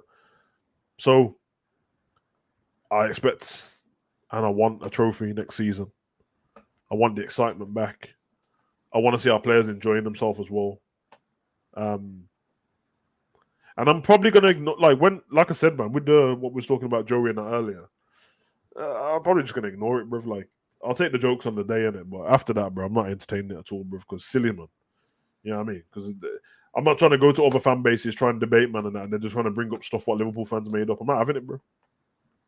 You know what I mean? I'm not having it, bro. So that's what it is. You finished your points, Abir. You didn't finish it, did you? Bro? I don't know. No. Well, it's just like it's a weird one, and I think it comes down to how we consume football. Yeah, basically. You know, I can be detached from all the politics around the sport because most people don't even understand it. So they just quickly jump on this ownership thing, man, this FSG thing or the money thing, and I don't think they even understand it. So when they saying like, oh, they're milking the club, there's no real milking. You know what I mean? When they say, oh, they just want top 4 because they get that top 4 money, it's like, nah, bro, that's the actual target. You want to finish in the top, bro. You want to finish in it, bro. Yeah. What are the top teams? You said what, top 6, bro? You're only saying top 6 because top 6 go to Europe. You now have to change that to about top 8 because it's still in somewhat of a Europe competition. Yeah. Bro, the target of the league is to finish top 4. Beyond top 4, can you be the one in that 4 to be in first place? It's that simple, bro.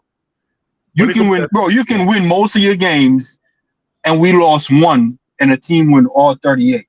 Are you a shit team? Nah, the better team won. So that's what the sport is. And when you go into a window to realign your team, and for whatever reason you choose not to, bro, I can't see how that's on the owners, bro. I just can't see that. So when I hear these fans, they talk about the owners and the way they view top 4, and they say, nah, well, Liverpool top 4 is not good enough. What do you mean top 4 is not good enough? There can only be one good team in the league. So if you can't be that one, if you can't be that one, then you have to settle for something else. So what is this something else? Is it top 4 or conference league? Because I don't get it. Yeah, I do feel like since we won the league, the expectation now is to win the league every season. And because we've seen City do it quite a bit, we've seen Man U do it prior. In my head, like I said, man, I'm never going to know if I'm right or wrong to the next 10 seasons and that, but I don't think football domination is going to happen again, bruv. I don't think so. And if it is like Man City at the moment, yeah, but I don't think another team other than Man City will dominate again, bruv. I think it will be league titles split between probably a certain amount of clubs, maybe 2 or 3 at the most over like 10 seasons. Which it sounds like I'm crazy, but when you think of what we saw growing up, that's what happened, bruv. We saw Man U, we saw Arsenal, we saw Chelsea, bruv. Yeah, because Chelsea was still eating in between that Man U era as well, you know. Yeah, got five prems in that time, bruv. Yeah, and that's, bro, I'll take them 5 right now. Really, that's my point. It's not that I think Liverpool shouldn't be trying to aim higher, but if I've seen a team already come into the fold who weren't around before and win league titles, but then when it comes to it and I look back and go, oh, it's been 5, I'm like, okay, what did they win between that? And the one thing I've always wanted, what Chelsea have been able to do is they were just picking up trophies, bro. There was always a trophy around for Chelsea up until like, 2 seasons ago, because they won the Champions League with Tuchel, remember? So up until then, if it wasn't the league, they won an FA Cup. If they won the FA Cup, they won the League Cup. They didn't win that, they won the Europa League, bro. And people forget that as well. Hazard last season, they won the Europa League. Season after, Champions League. So I want to just pick up trophies, man. Yeah, and the other thing is, I was comment diving under a video from another show, and I saw a fan in there said, yo, I swear the transfer budget is about 100 to 120 per season. I'm like, damn, man, that's a decent amount of money still. But when you scale it out to like, yo, how much players of quality can you really bring in?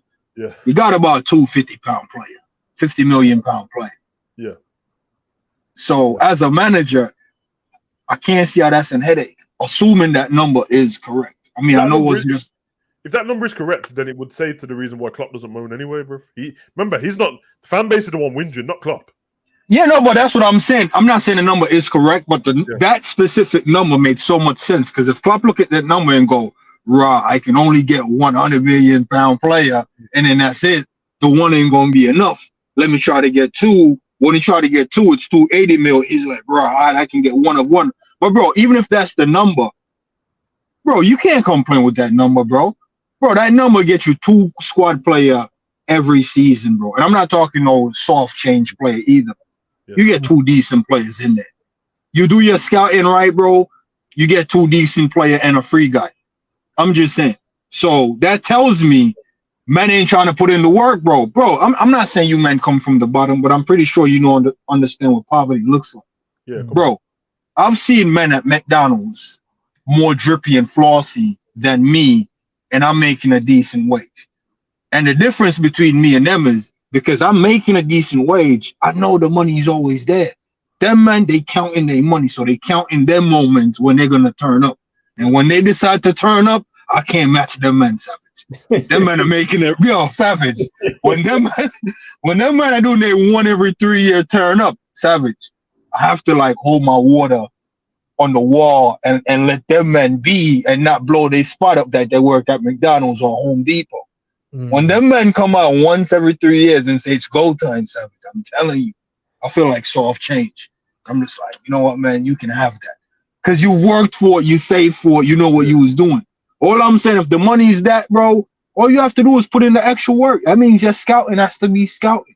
It's a weird situation to be in, because that's what I said just about, like, there's a big part of what we do is you'd have to assume stuff.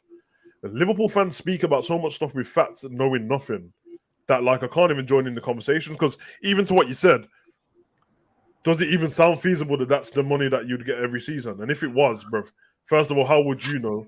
And if it was 200 million, well, then that just means that from FSG's been there, they've offered over £1 billion.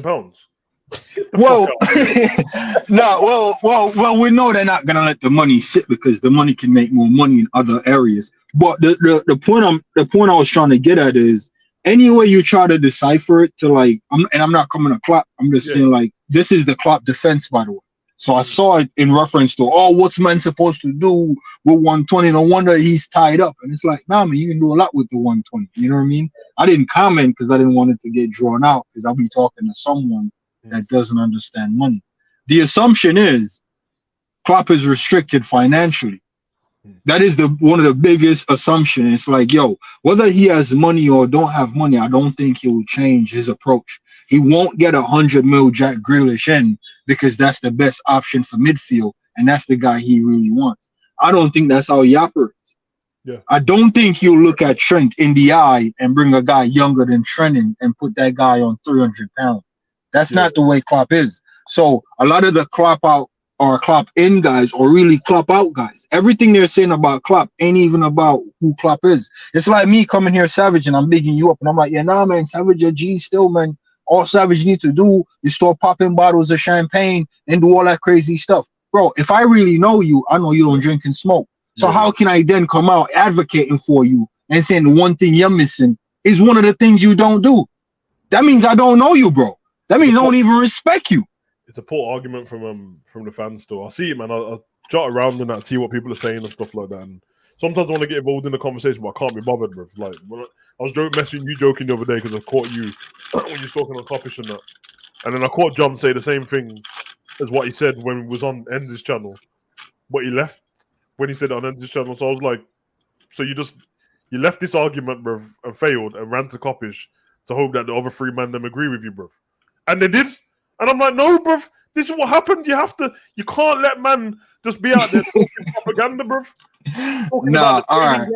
All right, listen. Nah, I gotta say this, bruv, because Savage, stop, bro, stop. What you just said about FSG, bruv, and this is the only thing that everyone find me. You just said about Klopp, FSG, innit? And you know that, bruv, I love Klopp as my manager, bro. I only mentioned the one time, which is what we just joked about, the comeback time with FSG and Klopp, because I could see it on Klopp's face and his words himself, bro. Otherwise, from that, I've never had an issue with FSG spending money and stuff like that. Because I'm always of the assumption is when people are like, "Oh, what's he supposed to do with 120?" I'm like, that's stupid to say because all of his players have been less than that, bro. So clearly, he can do something with it. All of them are less. Yeah. He's never brought one more than that, bro. And even if you divide it in two, he's only brought 3 players more expensive than that: Nunes, Virgil, Alisson. Everyone else has been less than 60 million, bro. Yeah. And that's half of 120. So what you're talking about, you don't know what he's doing with it. If you did that every season off 120, after 5 seasons, you build up a whole team, bruv. Not to mention you're going to sell people as well. So that's one thing. But all this stuff, when you want to argue FSG and people just run to stuff that, let me just grasp onto, that I can't believe they're trying to make money. Okay, you must be broke. If you can't believe that FSG are trying to make money, you're a brokey, bruv. What the fuck is the point of having the video? Nah, you can't call man brokey. That's what Tate does. You are, bro. You poor, bro. You know what I mean? Man always talking this moral thing like that, bro. Oh, I can't believe McDonald's are getting paid to feed people hamburgers and that. So horse meat. But listen, and then it's the training ground. Oh, they never even paid for the training ground. What are you talking? Listen, about? How does sponsors work? Oh, they loaned that money against us. Who is us? Don't they own us, bruv? Who is us? Loan the money against us. Listen, man. I remortgage my house against my house. It's my house, bruv. Listen, Savage. You know that us is you know that us when we go, I can't believe they took money off us, Liverpool. That's them. It's them. I can't believe Steve Jobs took out a loan against Apple. He owns Apple, bruv.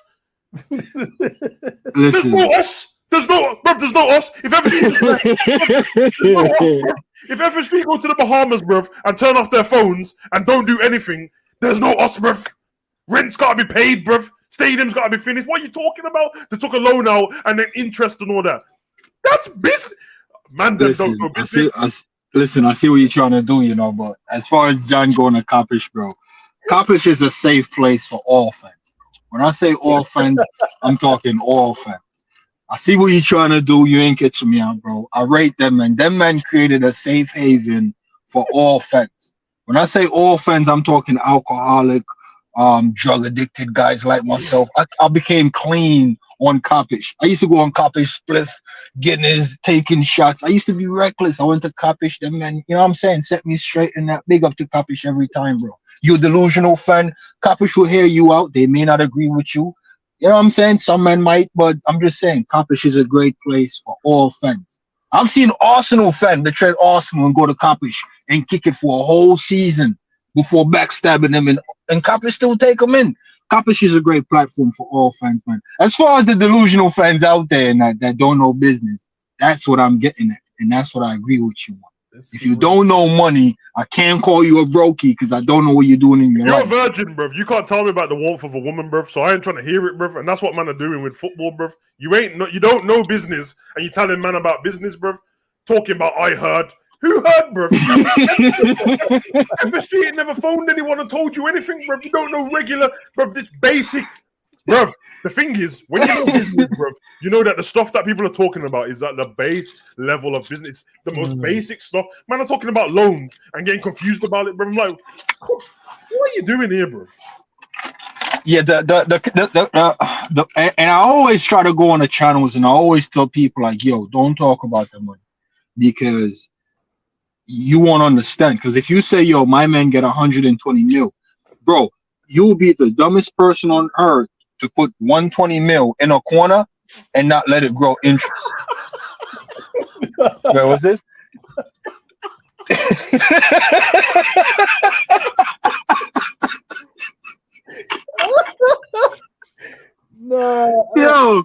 Nah, Ash. Listen, man. Nah, I rate Cal highly on Kapish. You know what I mean? And listen, if that's going on, I don't think Cal is involved. You know what I'm saying? So put it like this: the three men on the screen. You know what I'm saying? If one of these men over here chopping down crackers, you can't say all the men them over here on the afternoon show or the Hangover show is chopping crackers. It could just be one man on the show chopping up a cracker. Wait, it ain't me. Don't leave it so open for people to guess, bro. Let me just guess. So Ash, to your point, respecting your comment in that, if that's what they doing, bro, I don't think Cal is involved. I can't speak for the entire platform. I'm just saying, I don't think Cal is involved. But yeah, nah, man, it's a great place for all fans. I think that was the community they was trying to build. So respectful community. Shout out to them, man. I did think they encouraged some waste men to start their own channels in that.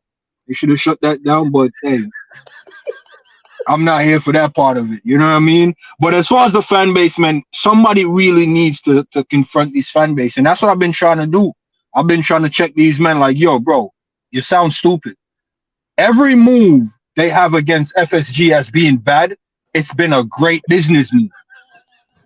So you can't tell me the owners are great businessmen and every great business move they make, you start complaining. Zabiri, when we were winning games, when we were winning trophies, it was something that man were bragging about. Oh, yo, Man City, we won the league, and your net spend and our net spend, blah, blah, blah. All of a sudden, Man City win a treble. Now you got a problem with man's net spend, bruv. Come on, man. What we doing here, bro? You got Metro with us, we're Liverpool, and we did it the right way, and you've got Saudi owners. As soon as we started losing games, bring in Qatar now. Morals went out the window. I need Qatar, bro. I need them. I need Qatar now, bro. Nah, bro, man ain't got no. I've had enough, bro. Man ain't got no morals, bro. Stop. Everyone has to stop, bro. They definitely need to stop, bro. And that's what I've been on, bro. But I've been fighting a battle by myself. Because here's the thing. We used to be a club of principle. We used to talk about class and all this stuff. Oh, we don't have to top man up for men to sign. Men come here off their own free will. We ain't got to bribe men up. We ain't got to inflate salary, bro. It was there. All of a sudden, we looked at Newcastle. Was like, bro, they got big owners, but they ain't really spending big. We got to watch them. Like, raw, man, you about to get taken. Nah, we need money too. Bro, yeah. All we're chasing right now is to win a transfer window. If you look at all Liverpool fans, their biggest complaint is when we leave the window, we have to be like, I hope this works. Versus, well, if it doesn't work, at least we got the most expensive player. Exactly. That's literally the only argument we can't win. I don't care about who came out the transfer window doing what, bro. I've had enough. Because man are trying to slide off Jota now, like Jota ain't worth 40 mil. Exactly. Bro, man trying to slide off Elliot, like Elliot ain't worth a cool 30, 35 if he's developed correctly. Bro, I was writing off Jones, bro. Jones came through the academy. If he continues, bro, we can see a good 35 to 50, you know what I'm saying, in a couple years. So what I'm trying to say, bro, Salah came in for what, 35? Yeah, Mane was what, 30-ish? Yeah, bruv. Light money, bruv. Bro, Coutinho came in for what, 8 and left for what, 160? 40 million, bruv. For Nottingham? This is what I'm saying. Bro, what are these men do? Bro, it's football. It's 11 v 11. Bro, no. Let me ask you, man, a stat. I know you man do the eye test. How was Calvin Phillips' season? What season?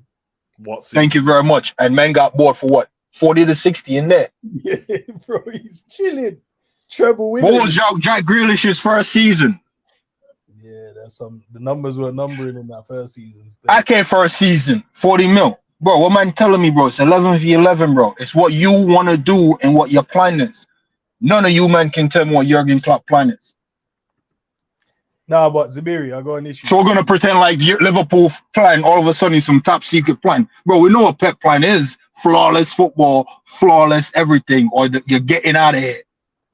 So, How your best right back at the moment just get cut mid-season because men weren't doing what you want him to do? Man was lipping it up, and you're like, yo, I can't be bothered with this. Get out of here. Hey Zabiri, I got a question for you. Still, I was listening, but I got one of the statements you made about he made a thing. You know, a certain platform is there for everyone, even the guys that are spreading a propaganda. You don't allow me to slide with certain things I say. So are you advocating it's cool for man to just slide over there with propagandas then?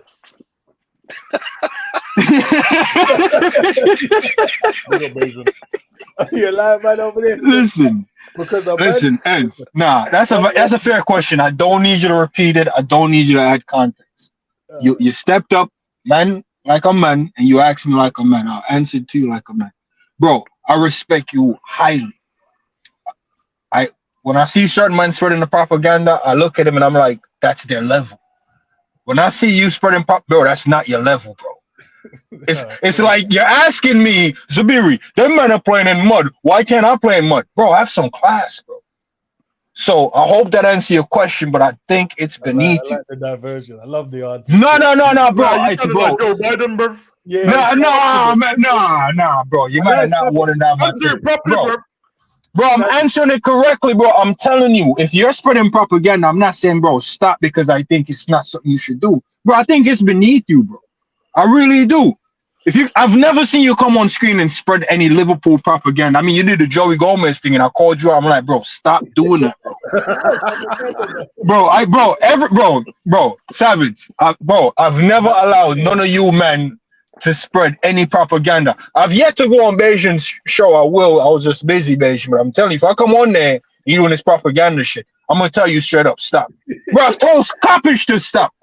That man was talking about Trump, and I went on there and I'm like, bro, please stop. And they stopped talking about Trump. Certain things I don't let the men them do. You want to go chop crackheads? Bro, that's your business. You know what I'm saying? But on the law, I'm gonna tell you, stop. Don't say it like that, bro. Man, are gonna hey, they ain't dropping no crackers, bro. Listen, the way he keeps leaving it so open. Listen, propaganda, bro. Propaganda's all fun and games until you have power in it, bro. And that's what I'm saying. Nah, bro, because if man are saying on bigger platforms and that spreads, bro. If man agree with the propaganda, bro, and you got, bro, now everyone believes the same thing, bro. Yeah, I'm just saying, bro. I see these bombs on if I go on Redmond TV, bro. Even if I go on there today, bro, I see some of the bombs in the chat. I see them. Stool propaganda, bro. Nah. I don't go on Redmond TV. I wanted to, but I don't think we're related. Big up Asian, man. What you saying, man? Look, Zabiri, you're spot on, and people need to stop it. FSG runs a business, successful business. Every single fan base that they group or team that they own are run successfully. Sometimes they don't win, but if you look at the facts, they brought the first championship in over 100 years to Boston with the Red Sox, and then they won a few more after that. Yep. They do things their way. They're never going to change it. You may not like it, but they do it their way, and they've been successful. They just took the Penguins out of the mud and brought them back to the playoffs. I mean, we got to stop it. We might not like how they operate it, but they're smart businessmen. I keep telling people that. These men not going to just piss away money. They're not going to do it. They're going to do things their way. And if you don't like it, too bad. They're still going to do it their way. But you guys are right, man. We get money and we sign the right players for our team. We don't make those huge signings with men that's 100 million plus. You know what I mean? We just don't do that as a squad. As frustrating as it is what it is. But Savage, you're right. The only season that I think that they did us bad was the injury laden season with the center backs, man. Kabak and that hologram and Ben Davies. Yeah. Well, look, this year they gave us another hologram, right? So now we've had 2 holograms in 3 years, right? Because I said it. That one, Artur, I don't even know why we even signed him, because I knew he wasn't even going to play. He played, 15 whole minutes for the entire year? That was it. Yeah. Oh, man. His going away party was longer than his minutes he played. Well, there you go. You know what I mean? Listen, man. Listen. I'm a different Arthur. You man know I ain't got no heart. Bro, if they sign the guy, I'm going to defend him, bro. Here's the thing. When they sign him, let's be honest. When they sign him, us fans, we can look and go, we're unsure about this, But someone in the staff was like, nah, man, we got to believe in the guy. Because belief goes a long way. We know this, right? Yeah. You believe in the guy, sprinkle all season on him, something good might come out of it. But sometimes it do, sometimes it don't.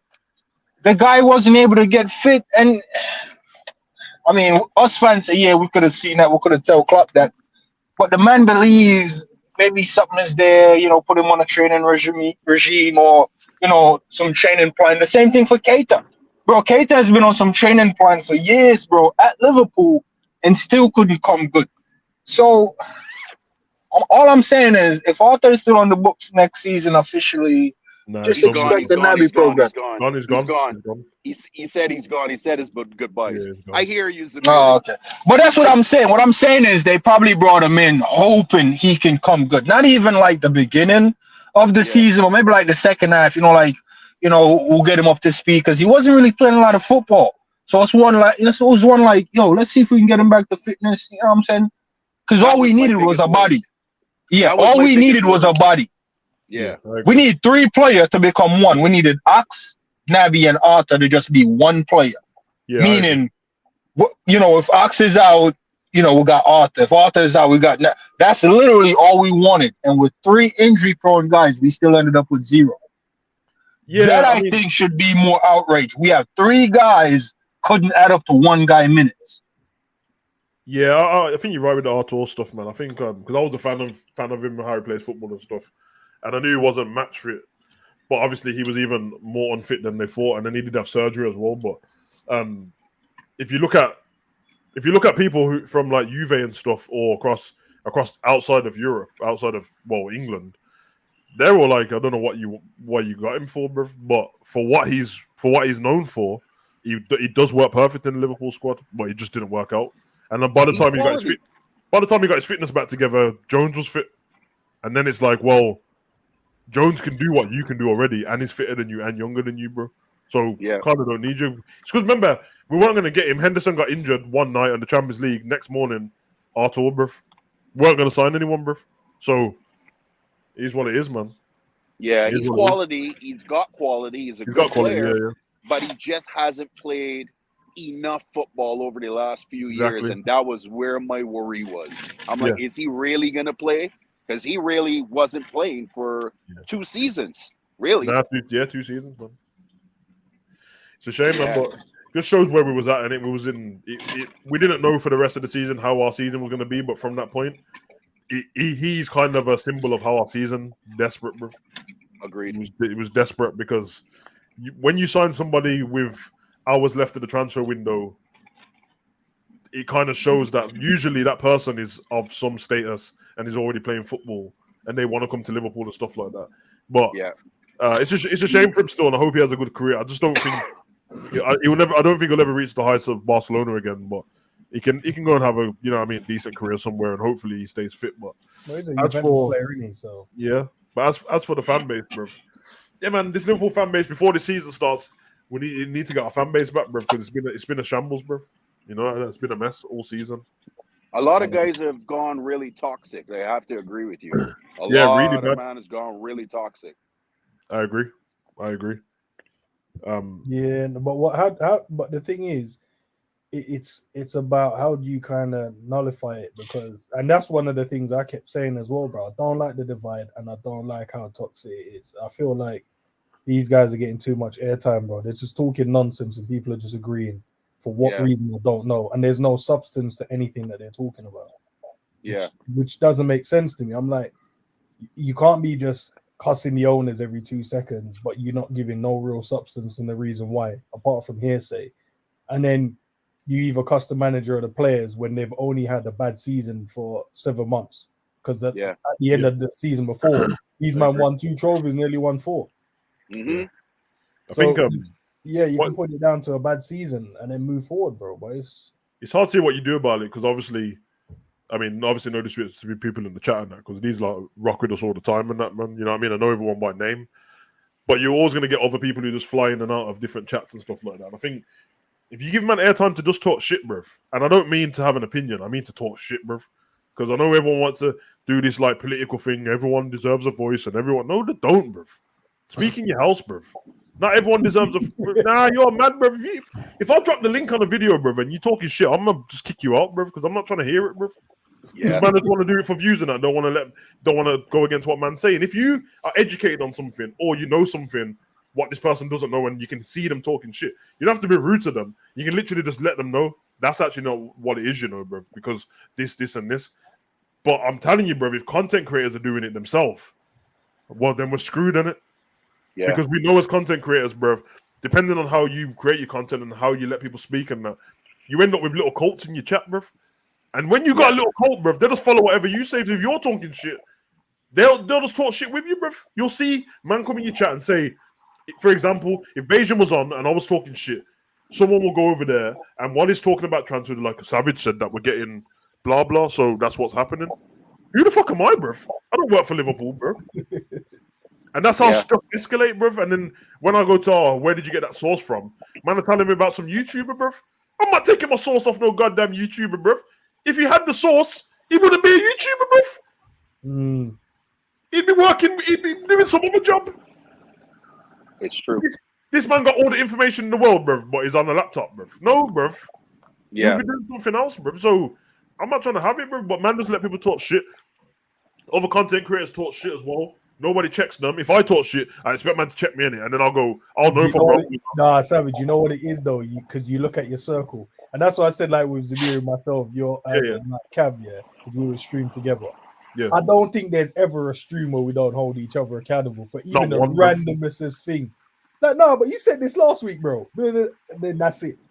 But I think what it is, no one holds anyone else accountable in terms of what they're saying on their stream. I don't know what man are scared about, bro. Because some content creators get all touchy and that, bro. I don't, bro. If man said to me in the chat, if Redbird or Vic or Gary or Ash or someone or Phil said to me, Savage, you did say last week still that blah blah blah, I'll be like, swear down, send me the link, bro. What video was it? And if I go check and I said it, then I said it, bro. And then but some man will just like, when I mean chop and change about what they're saying, even the information they've got, they just change it depending on how they feel on the day. This is what's happening and that. And I'm like, yo, you didn't say that before. Now you don't have the same credibility as what you said before, bro, because I thought you knew football, but you kind of don't know football. Or you're pretending that you know this and you're lying about it. And guess what, bro? There's no need to lie, bro. There's no need to lie, bro. If I don't know something about Saudi transfers, I don't know something about Saudi transfers, on it. It was what it is, bro. Yeah. People are very wishy-washy, man. That's what it is. Agreed. That's what it is. But listen, for me, I know who I am. I'm a fun guy, right? I like to have fun. I poke jokes at Sorry Zabiri, at Joey G. You know what I mean? Getting the Ice Spice. I'm having fun with it. Joey's had a bad season and he deserves to get a little bit ripped. But do I think he didn't play well for us before? He has, but he's not right now. So you got to call a spade a spade. You know what I mean? I can't look back on the past.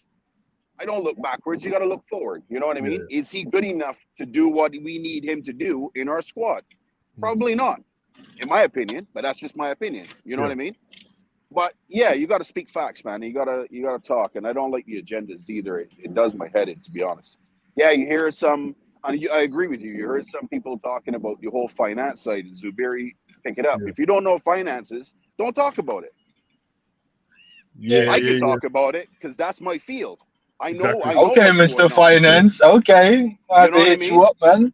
So that's my field. I've been in that field for 25 years. So I understand how the interest, you know what I mean, works. And Yeah, exactly. even if they loan money back to Liverpool, their own club, at a discounted interest, yes, they're going to make money on it, but they can use that money and they can pay the least amount of taxes on that investment and put it right back into the kitty. I'm like, it makes sense from a business standpoint, but that's how it works. But talk about what you know, and when you don't know, ask questions before you do talk. That's all I got to say about that. Yeah, man, because man are Googling articles and stuff, bro, and then after same Google, you couldn't just go and see what the thing meant in the first place, bro. You have to. That's fucking crazy, bro. You know how crazy that is, bro. That's dumb, bro. Yeah, man. I think, man, them just hold everyone accountable, bro. It's the most important thing, bro. And yeah, that's the way to do it, man. Man can't just have everyone out here. Ends is right, man. You can't be out here talking shit, bro. Yeah, for real, man. You know what, man? I think some of these calling shows, we need to cancel some of the calling shows. Like, I think I'll accept about 2 or 3 calling shows. Even 3 is too much. When we give these people the platform to say what they want to say, some of them are not qualified. Some of them needs to just shut up and stay indoors, watch the game, don't even yell at the refereeing decision, because it's beyond your understanding. That's just literally what it is. You know what I mean? You know, I don't do this often, but you look at a guy like Joe Gomez and you look at his track record, his history and stuff like that. Yeah. Bro, I'm not qualified to say whether or not Joey is good enough for Liverpool. Yeah. And that's where a lot of fans find themselves, as the judge, jury, executioner on who's qualified for this team, both player-wise, business-wise, and manager-wise. Yeah. The fans swear they know everything and are qualified to make these decisions. No, they're not. Bro, I don't know what Joey's doing in training. Have I seen him play some of the best footballs in, what was it, 17, 18, next to VVD? I was top 2 defender in the league. Facts. Did I see that? Yeah, I saw that. Did I see him skinning out this season? Yeah, also saw that. Can any man get done in on any day? Yeah. I've seen Gerard miss. In Jamaica, we call it watani, where you take one big swing and miss and got injured. He's the greatest player in my lifetime. You see what I'm saying? So, bro, it's about the day you turn up and you go into battle against the opposition. Someday the opposition get the better of you, but your team wins. Other days, bro, you win your battle, but your team lost. So that's just what football is, man. It's a game in, game out thing, season in, season out. If he can come back next season, more power to him and Liverpool. You'll never walk alone. He come back and skin out. And all I'm saying is he might want to leave the city still.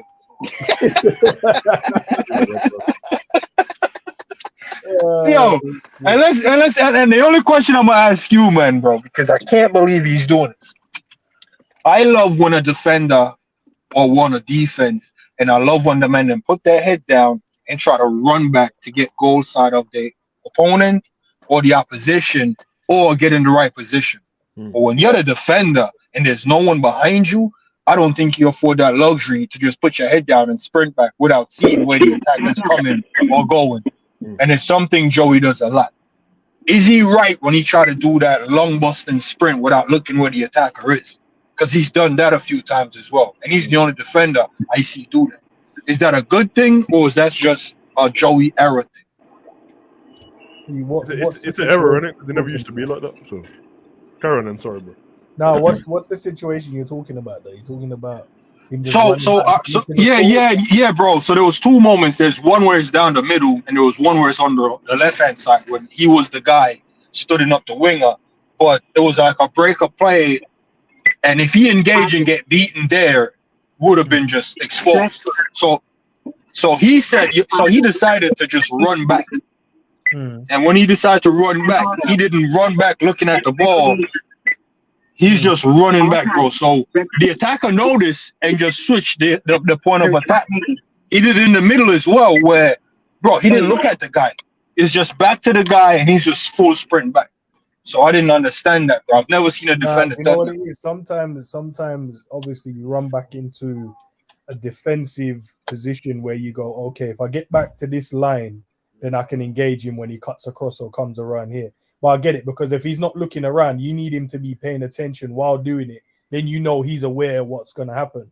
And I think what he's not doing is doing that awareness thing. He's just not looking at it. He's just trying to get back in the line of defense. He's trying to get in a position because there's a line. So if the winger receives the ball out wide, you don't go out there to engage him. You go back in a straight line because he has to come to you. So it's about how can I cut him off before he gets to this point. And that's what Joe does. But Joe's doing it from your point of view without actually looking around. So, yeah, to your point, he should be checking, seeing where the danger is and make sure he's aware. But, yeah, it's in the line. And I think that's what sometimes where Virgil gets criticized, because we want him to go out there and engage. But in his head, if I get back in my line, he has to go to me. Yeah. If he comes to me, I'm in control of the situation and I'm going to show him where I want him to go. But when Verge does it, Verge is actually still watching the player with the ball. That's the difference. You just want him to do the awareness side of it. Not bro, because when he does it, bro, he literally puts his head down like he's running a 100-meter sprint. I'm like, bro, you don't even know where the ball is right now. Sometimes some players have their own ways in it. Virgil does his own way. And people still you're criticizing him for it, and people criticize Virgil for doing it the correct way, the way that you want him to do it. So the way Joey does that. I mean, he never used to do it as much. It's in panic stations, and because the ball's already gone, so he's just trying to use his speed. But you can only do that like how Joey does it if you call Walker, bruv, because you got there's extra speed there, so you can just dip back like that and get back in position quick time, bruv. And I can't wait for him to leave Man City. I hope he goes by Munich, bruv. I don't want to see the cheat code around anymore, bruv. It's a problem, man. Yeah. Bro, did you hear the man talk to Henry, bro? Yeah. Bro, no other right back would I allow to talk to Henry like that. But when he was talking to Henry, I was thinking like, Henry, he would have been problem for you still. Henry would finish Carl Walker. Bro, it's one of the ones where we wouldn't know. I don't think you'll be wrong.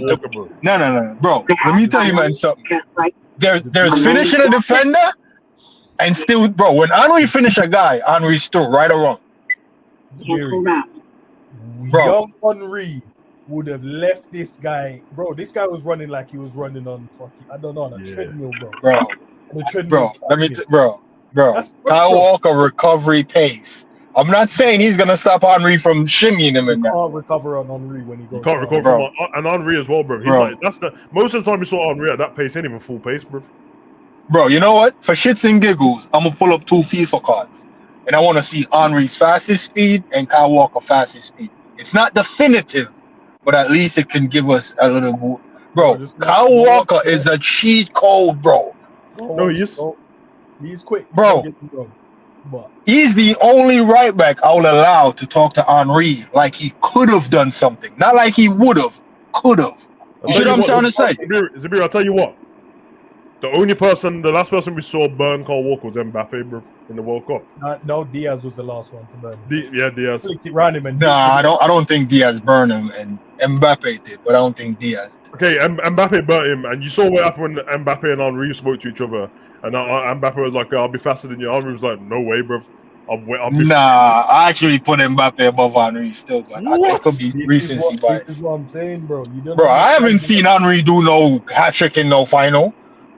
Nah, but we're talking about Henry wasn't dragging the team. When man said Henry, man is saying Bergkamp and Henry. I'm just saying. Speed for speed. Henry would have dusted this Kyle Walker waste. So hold on, would you take him at Liverpool? Who, Kyle? Kyle Walker. No. Bro, that's not even a question, bro. Where you want me to go pick him up at? I don't want to. You drive there personally. Bro, if I have to get him on a boat, fish boat, anything, bro, I'm getting him, bro. What you saying, bro? Hey, bro, listen, his team has 90% of the ball. When you play for Liverpool, sometimes you don't have that still. Let's see what he's doing when he has to work week in, week out, bro. It's bare run backs. High line, just bare running back every 2 seconds. Let's see. But at this stage in his career, he could probably be okay doing that.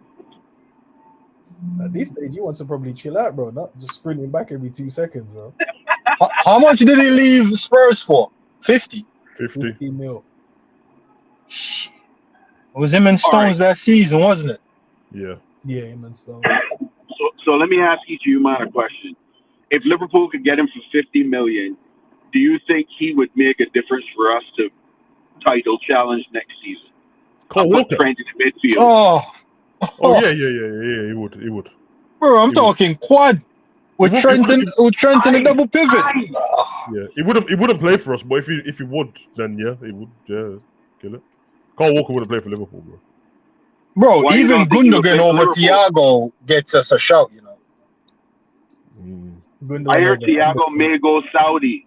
Yeah, 50 million, innit? Yeah, Yeah, get him out of him. I'd sell him.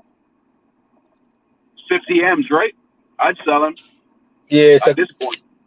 Thiago is a conflict of interest, man. I understood why we get him to change the style of play, but bro, It didn't work.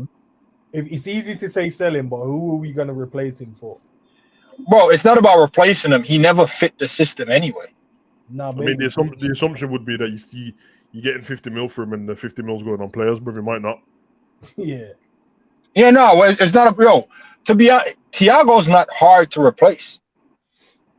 He's not irreplaceable in the squad. He was never nailed on in the squad, bro. Yeah, his place in Liverpool squad's not hard to replace because he didn't play enough games. His talent is So and the talent, bro, Trent does what he does, bro. Even better, in my opinion. Not the shimmy man and stuff, but bro, I think Trent is a better passer than Thiago. Yeah, but that's the assumption that the player you're gonna get in is gonna be fitter than him and give us a lot of game time. We don't know. Enzi, I think in another player for him, bro. He was never irreplaceable. I'm saying Trent does what he does. Enough minutes, and I'm saying, okay, cool, that's fine. You're right, but then that's you assuming a player, then you're gonna replace him with who will play more minutes. He might end up being the same problem as well, just bare injuries. All right, and so let me give you a different perspective. As I know you're an assistant coach and you won the assistant coach award and stuff like that. Here's a different perspective. We sell Thiago for 50, and we just buy a solid right back for 40. The right back don't theoretically cover Thiago, but it offered the opportunity for Trent to cement himself in that Thiago position, which I think is a better replacement because he's always going to be available. And then the 40 mil right back just pick up the slack from Trent defensively that he wasn't really quite doing so well. And there you go, a right back actually replaced Thiago because you just move the pieces around. And that doesn't fix certain games where we need a player like Thiago. What do you mean we need a player like Thiago? You trying to say Trent can't do what Thiago does? He does it week in, week out. No. Trent's style of passing is completely different to how Thiago can operate. Bro, Thiago don't even pass the ball with a bunch of pace. Oh, the fuck I just feel like we always do this thing where we just take pieces of our cog out and replace it because we feel it's gonna work. And when we come to certain games and man, a guy missing in the game, you're like, oh, do you know what we could have done with a Thiago style? All right. Name me a game that Thiago busted where we couldn't have busted without him. Chelsea.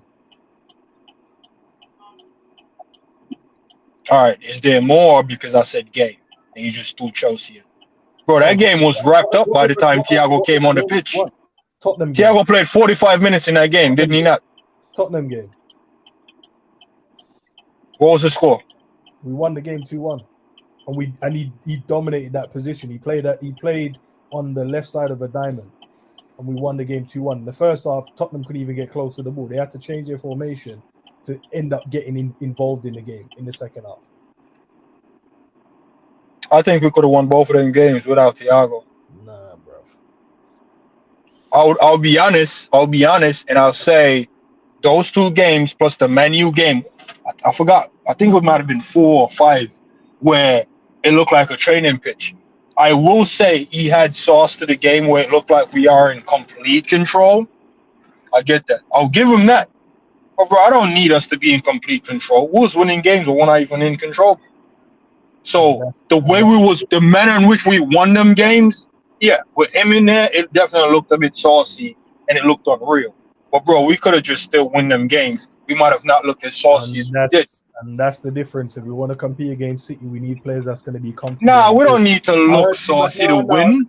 We're not doing this. I heard you man shoot down Henderson and Fab because they're not good on the ball and they look panicky. And all of a sudden you're telling me the only man with the team that's very composed on the ball because And I get it because he hasn't played enough minutes, so your point is valid. But at the same time, you get rid of him, then you're telling me you're confident in Fab and Hendo on the ball. No, that's not what I tell you. Let me tell you what I will tell you now. If you want to know what I will tell you, getting rid of there, because you notice I said Trent goes into midfield. Bro, I've seen Basecic in there next to Fab, and he looked all right. I'm waiting for Basecic and Trent. That's what I'm really waiting for. Basecic and Thiago was our best pairing, by the way. Exactly, and I said the replacement for Thiago was Trent. So what I'm saying, I get what you're saying, but I don't want you to water it down, saying I'm bigging up Endo and Fab like that. Nah. The future is Basecic and Trent. I don't think I think two things can be right, bro. Because Liverpool's a squad, innit? We're not just the first 11. So we're not. Yeah, we're not. So for me, Thiago never even nailed on himself like that either. No, but and again, we're going off assumptions. He's had his surgery and that now. If he stayed fit, and even with our new midfielders and stuff like that, I'm keeping him. That's a big if. Yeah, no, I know, but that's what I'm saying. It's all assumptions based on his surgery. 50 M's now, man, Savage. Nah, but yeah, tell him again, man. 50 M's is 50 M's, man. You're both just doing the thing what I said before. Why would I'm a fan of? I don't care about the 50 M's, bro. It ain't nothing. It's not my money, bro. I don't know what FSG is gonna do with the money when they get it. They might not put it back into the squad at all. And then you're just saying, tell Thiago get 50 mil for yourself, bro. I don't care about them with that. Yo, the way I see it, the way I look at the money, I know you guys don't look at the money this way. I know most fans don't care about it. I don't want to keep Thiago for him to leave on the free. So when I get a player for 25 and I get a bid in, and I get a bid in for 50, and AXA Training Stadium costs 50 M's, bro, selling Thiago pay for the training center. That's how I'm looking at the money. I know fans don't look at the money like that, and I understand if they don't want to do it or care about it. But I do look at the money, bro. I look at the entire infrastructure of Liverpool. Can I ask you a question? So, go ahead. Once you finish, bro, I'll ask you the question. No, but that I'm just saying, like, Thiago came in for about 25, and I think it was like 5 mil increments over the span of like 5 years or 2 years, whatever the case it was. Bro, and we're getting an offer for 50. Bro, those are the offers you take. Those are the offers you take. Thiago, I'm not looking at Thiago like, yeah, he can give us another 4 years like your Trent and your Basecic. So when players like that come to these points in their career, like your Bobby, if we would have gotten 45 for Bobby last summer, we should have probably considered taking that 45. So as a business, that's how I'm looking at it. Yeah, I love the footballing aspect. Yeah, I love some of these players. But, bro, they all can't retire here. And then they all shouldn't be leaving on the free. Them leaving on the free is bad business, in my opinion. So that's just how I look at it. I don't look at, it's just a football, because I've gotten into career mode and all these different aspects of football. And I love it, bro. I'm in the business aspects of a lot of industry. So I love it and unsee it, man. I see the money. I see the way it flows. It's not just the players, because the money affects who comes in, and also it affects who's going out. And every man that's going out is going out on a free. Bro, we're only benefiting these players when they go on for their next deal. It's not benefiting the club. Look at Harry Kane. You know what I'm saying? Bro, that's what it's all about. It's that perfect balance between the player looking out for the club and the club looking out for the player. If you don't get it right, bro, you find yourself eighth. The reason why I don't care is because of evidence. It doesn't show me that when we sell players, the money comes back in the club and we use it to better the club, to better the squad that we've got. If we did, and I knew that for sure, it's a different talking, because I do believe the one thing you're right about is after. If 50 mil does come in for him, there won't be another 50 mil from anyone for him again ever. So that's a fact. But then you just said it, innit? I don't know why anybody would want me to care, bro. Because it ain't my money, bro. So there's literally not a reason for me to care about it, bro. Unless man told me for sure that this is how our model works, 100%, and this is whatever, bro. Because everyone likes to do sell to buy stuff all the time in business, but I need proof of it all the time. If not, then. Yeah, all right, let me give you. Can I give you this proof or this evidence? I said it earlier. I'll just reiterate it a little different. Thiago plays for us, right? Yeah. A lot of people would say, "Yo, nah, he's a spot on. He's one of the 11, if you would." Which me and Enz have conversation that we shouldn't be focused on 11. Probably should focus on about 15, 16, which I agree with. Yeah. Let's say Thiago's in that 15 or 16. We've seen Trent. We've all fantasized about the day he'll come into midfield. If Thiago's in midfield, it kind of limit the game's trend coming to midfield and the games do come into midfield, they limit the amount of time Thiago starts. So that put us in a conundrum of we don't really have a real right back. Never really had since Klein. Trent has just been the stopgap for right back.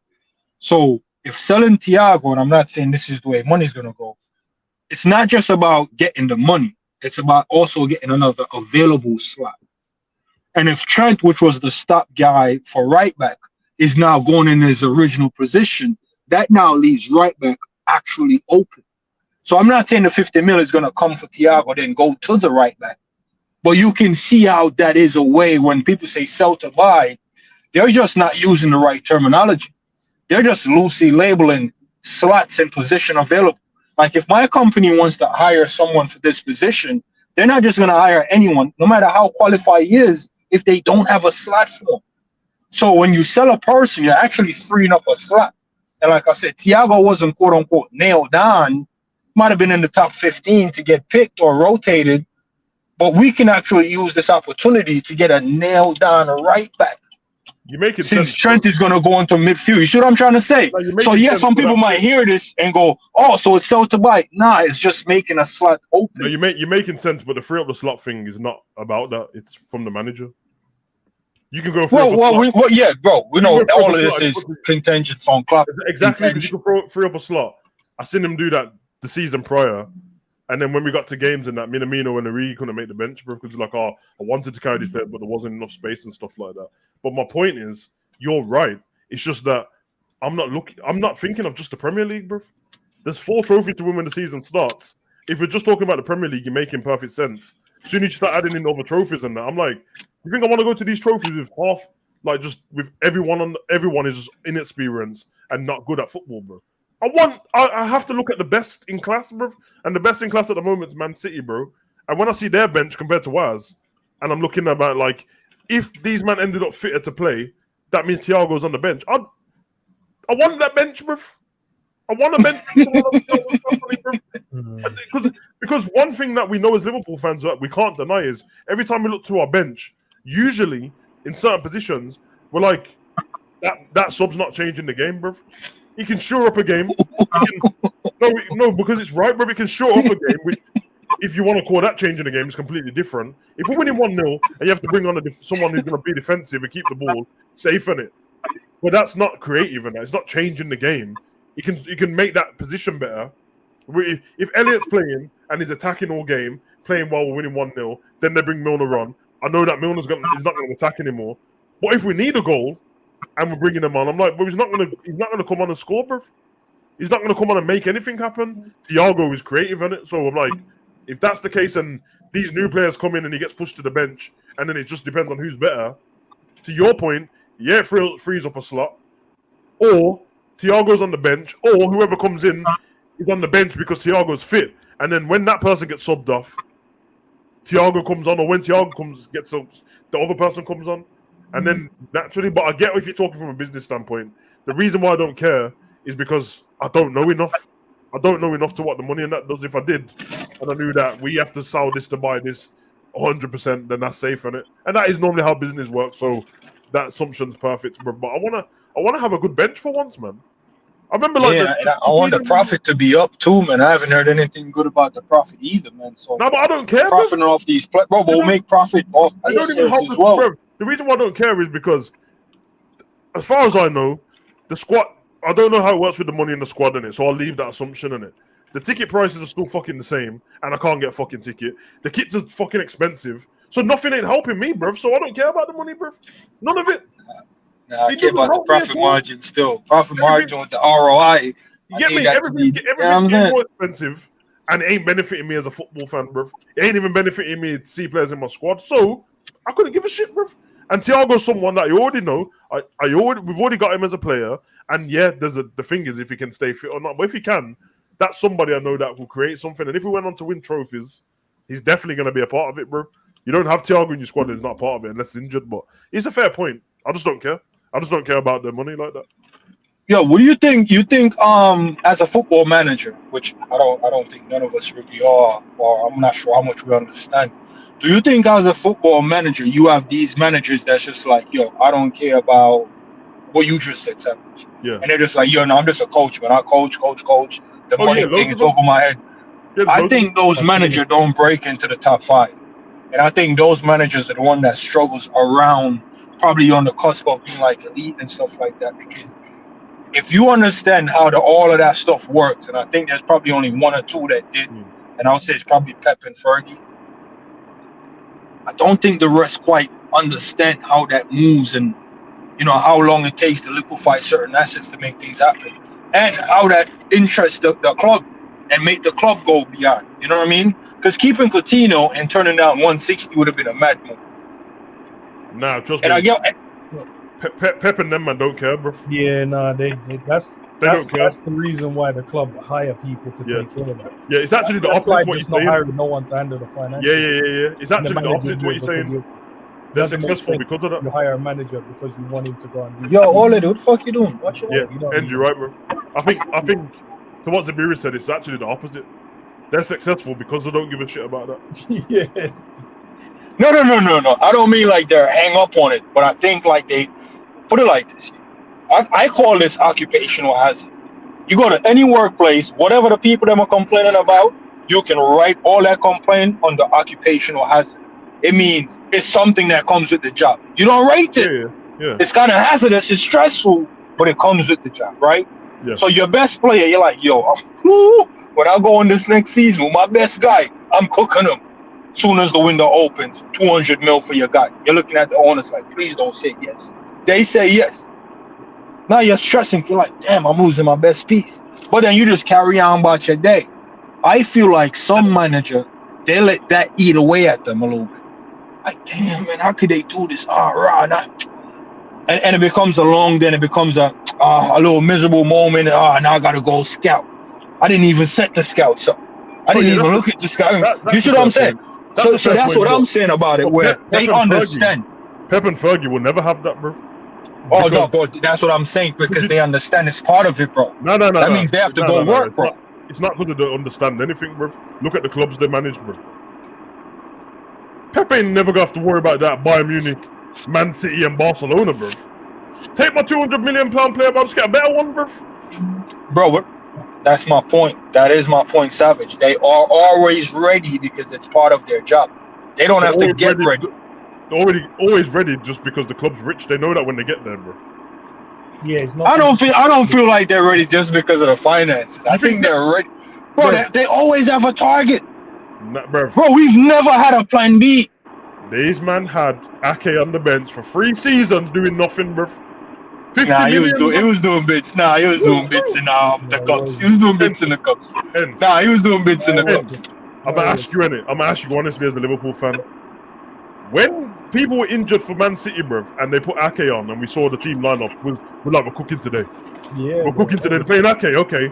And then last season, we didn't cook. What do you mean, bro? You act like we don't beat City, bro. We beat City. No, we beat him, but what I'm saying is, bro, when Ake came in, he played about 6 games that season. 6 to 10 games. Not 6 great games either. Even, I'll tell you this, even the start of last season, when they put him and McKenzie in at the beginning, people were like, they're not playing very good, bro. Yeah, no, that was a little shaky still. But obviously he's great now. But I'm saying he's afforded the luxury of having a £50 million done on the bench for 3 seasons, bro. Ain't no one else in the. But we're moaning, listen, we're moaning because we loaned a guy in and he played 15 minutes. That's what we're moaning about. Loan a man in and played 15 minutes. These men are able to leave. Ends. You're a dickhead for bringing that up. You know, we loan a man in and he played 15 minutes. And then we're moaning, bro. And they bought a man for 40 M's and didn't play him because he was fat. Yo. No. Bro, did you hear, bro? I know that it's gone now. Did anyone at Man City care when Mendy got arrested, bro? Didn't care about the investment one bit, you know. Just like, safe. Don't worry about it. We got other ones waiting, bro. We spent bare money. Yeah. And then we're worried about as soon as Robbo, we're like, Robbo playing well, man. We might have to go and get Pep went through 2 goalkeepers at the beginning, innit? Man came with Joe Hart, had Bravo, and said, scrap them, just go get Edison, bro. I can't. We can't. Yeah, it was 3. He had Caballero. Didn't he have Caballero as well? Yeah, but Caballero was the second keeper anyway, bro. Whereas the Joe Hart and Bravo were first keepers, bro. Just scrap him. Scrap him, bro. We'll get Carson in for homegrown. Scott Carson got 2 Champions League medals, you know, bro. 1 at Liverpool and 1 at Man City, and he ain't played no games, bro. It's live on, bro. Man showed his medal cabinet and he got 2 Champions League in it. There's big man like Zlatan ain't got no Champions League medal. Man got 2 Champions League. I think he's got 3 Premier Leagues or 4. He's got 3 League Cups and 2 FA Cups, bro. And played about 13 games, bro. Hey, Adrian cabinet is up there as well. I hear he's getting another contract as well. Yeah, he's already got one still. Oh, he's already got it. Yeah. Picked up about 7 trophies at Liverpool. You know? Hey, to him, he's done well. Yeah. Big up to Adrian. You'll see him on La Liga punditry. You'll see his accolades pop up. When they pop up, just no blood. All of them accolades came after he was 30. No, but you know how mad it is. There's certain man you see on there like Harry Kane, not mentioning no names. He goes on the punditry thing next to fucking Adrian, and they bring up your name, and all you got is goals. 260 something goals for Tottenham. And then Adrian, 7 trophies with Liverpool. Champions League, Madness. Premier League trophy, FA Cup winner, Super Cup winner, World Club Championship, League Cup winner, charity. Madness. See, another one, bro. Saudi Arabia. Oh yeah, I just saw that pop up still. Wait, Saul, the guy from Atletico that was loaned at Chelsea. Listen, when we speak. Listen. Oh crap! This is what I came on and talk to you, man, about. Damn. Yo, so you see the new MLS team that got unveiled? Yeah. Do you see the price going for these MLS teams? Are you looking to buy one? No. That's why the Super League was needed, bro. The Super League is needed because you see what the Saudis are doing now. I'm not saying it is the Super League, but bro, it's gonna become that way, and they're gonna struggle to find a way to get these teams to play each other. Oh, is it weird? Did you see the thumbnail to this video? No, I didn't. Oh no, I did, but I didn't look at it. I just looked at it literally says Super. The whole thumbnail Saudi Arabia with Kante. Yeah. So it was the Saudi Arabia thing, but I saw that, but I was only thinking MLS because, bro, the new MLS team is more expensive than the bottom half of the Premier League table. Yeah. Might even be the top 14 teams in the Prem. Most of the MLS stadiums are bigger than the bottom half of the Premier League teams. Stadiums. Exactly. So the question I didn't want to really ask, but I'm gonna have to ask: is the MLS bigger than the Prem? Not at the moment. Nah. There's a lot of nuts still, man. I was stuttering. Yeah, because I have to take everything into consideration, and it would always come down to the history of the Prem. It makes more money. It makes more money than the Prem. So yeah, but you obviously like what I said. So what do you quantify as bigger? The history in terms of the players that's played in the league, the managers. I mean, Messi ain't played in the Prem. Yeah, but that's just Messi on his ones, innit? The 1% ain't gonna outweigh the 99%. And then the managers that's managing the league. If like Mourinho, Pep Guardiola, Klopp, all these men move over, and then all the top players like your Haaland, your Salahs, all these men start shifting, like what looks like is happening in the Saudi league, then you can have that conversation. But at the moment, man, because you can't take away the history of the Premier League.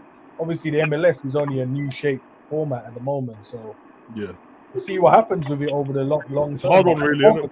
You'd probably say the Saudi league is bigger than the MLS because they've got, you'd say, better well-known players now going into that league. Well, we just know that's just their way of cleaning up their money. You know what I mean? We ain't saying that. I'm just saying. Yeah, I'm saying. There's a hard one, really, in it, because when you use the word big when it comes to clubs. No, when I use the word big, it's strictly on as far as making money. Like that's literally the only avenue. Oh yeah, well, if it's making money, then if they're making money, then because the way the MLS is structured is it's literally structured to just make money, nothing more, nothing less. So they still don't have any relegations as well. It's just money. So when you're buying a club, you're not even buying the club; you're just buying into the league. You're still gonna have to build your stadium. You're still gonna have to do all these extra stuff. which then puts your club value up. You know what I mean? And that's why Beckham is better than a certain man that we had a debate about, bro. Man had to build his stadium, build his club up, and now he's chilling, bro. Got Messi there now. Yeah. Yeah, you see what I'm saying? Busquets should be I'm just saying. When am I know how expensive them Messi tickets are going to be at TFC? Oh my goodness! No, man. Nah, you know what? It's already prepaid for. It's already prepaid for. Every team in the MLS is paying Messi, and they're just gonna make it back on the back end out the course of the season. Because the tickets from DC United that was $160. It's probably gonna go up $160, but it's still not that bad. If you know what I mean? Because ticket prices are already crazy in America. Yeah, Zabiri likes Beckham because I bend it like Beckham. He said that's what he told me. Well, no, but nah, Savage. To be fair, when I was growing up, I didn't grow up with the John Barnes and them, man, right? So when I grow up, the coldest right winger at the time was Beckham, and he was the front. He was like, what do you call it, the poster boy. He was the poster boy. You see what I'm saying? So I'm seeing him in Jamaica. He's the first proper superstar, man. Yeah, bro. So obviously George Best was the first alcoholic that was on that level. All right, cool, great, right? But he wasn't the first. He wasn't a superstar. You know what I'm saying? David Best or whatever, George Best. He wasn't chopping down Spice Girls and whoever the hot chick group was, bro. Hey, well, to be fair to George Best, in England he was chopping celebrities still. That was his thing. That literally was his thing still. Bro, I didn't know about that. No, you know I'm saying in it, and yeah, I mean, so. But so for me, Beckham was like that playboy philanthropist. And I was like Tony Stark fan. You know what I'm saying? So that's why I rate the guy. This man went to meet Nelson Mandela with cornrows, bro. You knew what problems was bro. And then the man with the bro. He was the first white man I seen with cornrows, fam. And it was in the video game. And I'm playing with him in the video game, bro. Nah, the man was cool.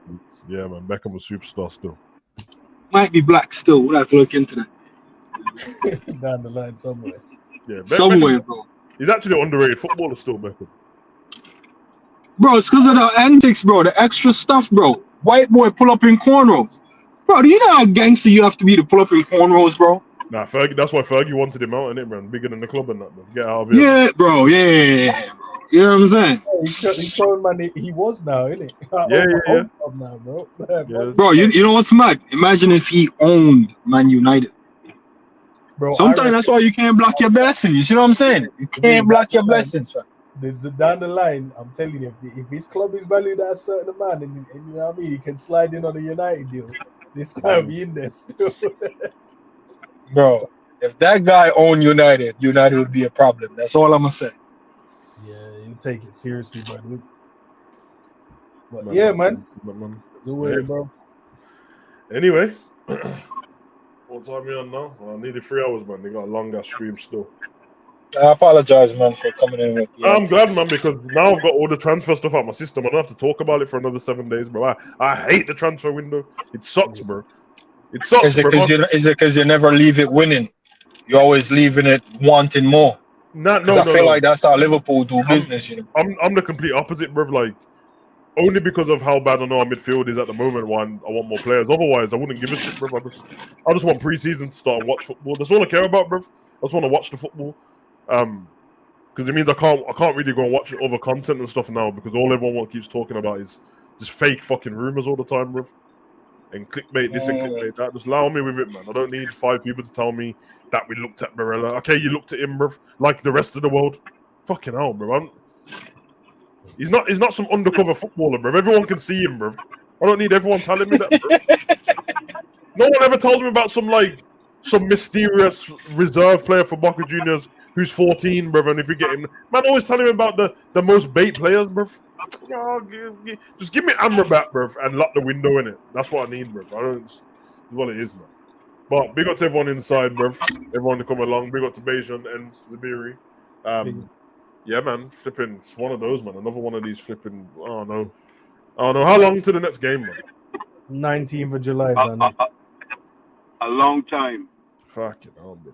1 month. I don't know what to do with myself.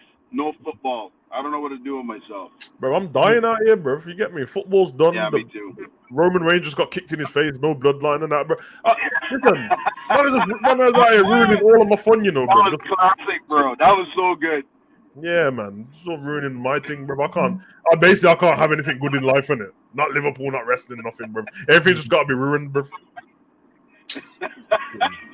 Oh yeah, and leave it on this note as well, man. Saw a couple of tampon messages still in the chat. None of these tampon missing.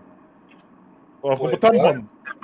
Yeah, nah, man. Saw one Wait, still, what? but I'll talk to you after anyway, bro. Yeah, bro. No, you already know about tampon boys get eradicated from here. Still, big up the mad them. Peace. Peace. Peace out.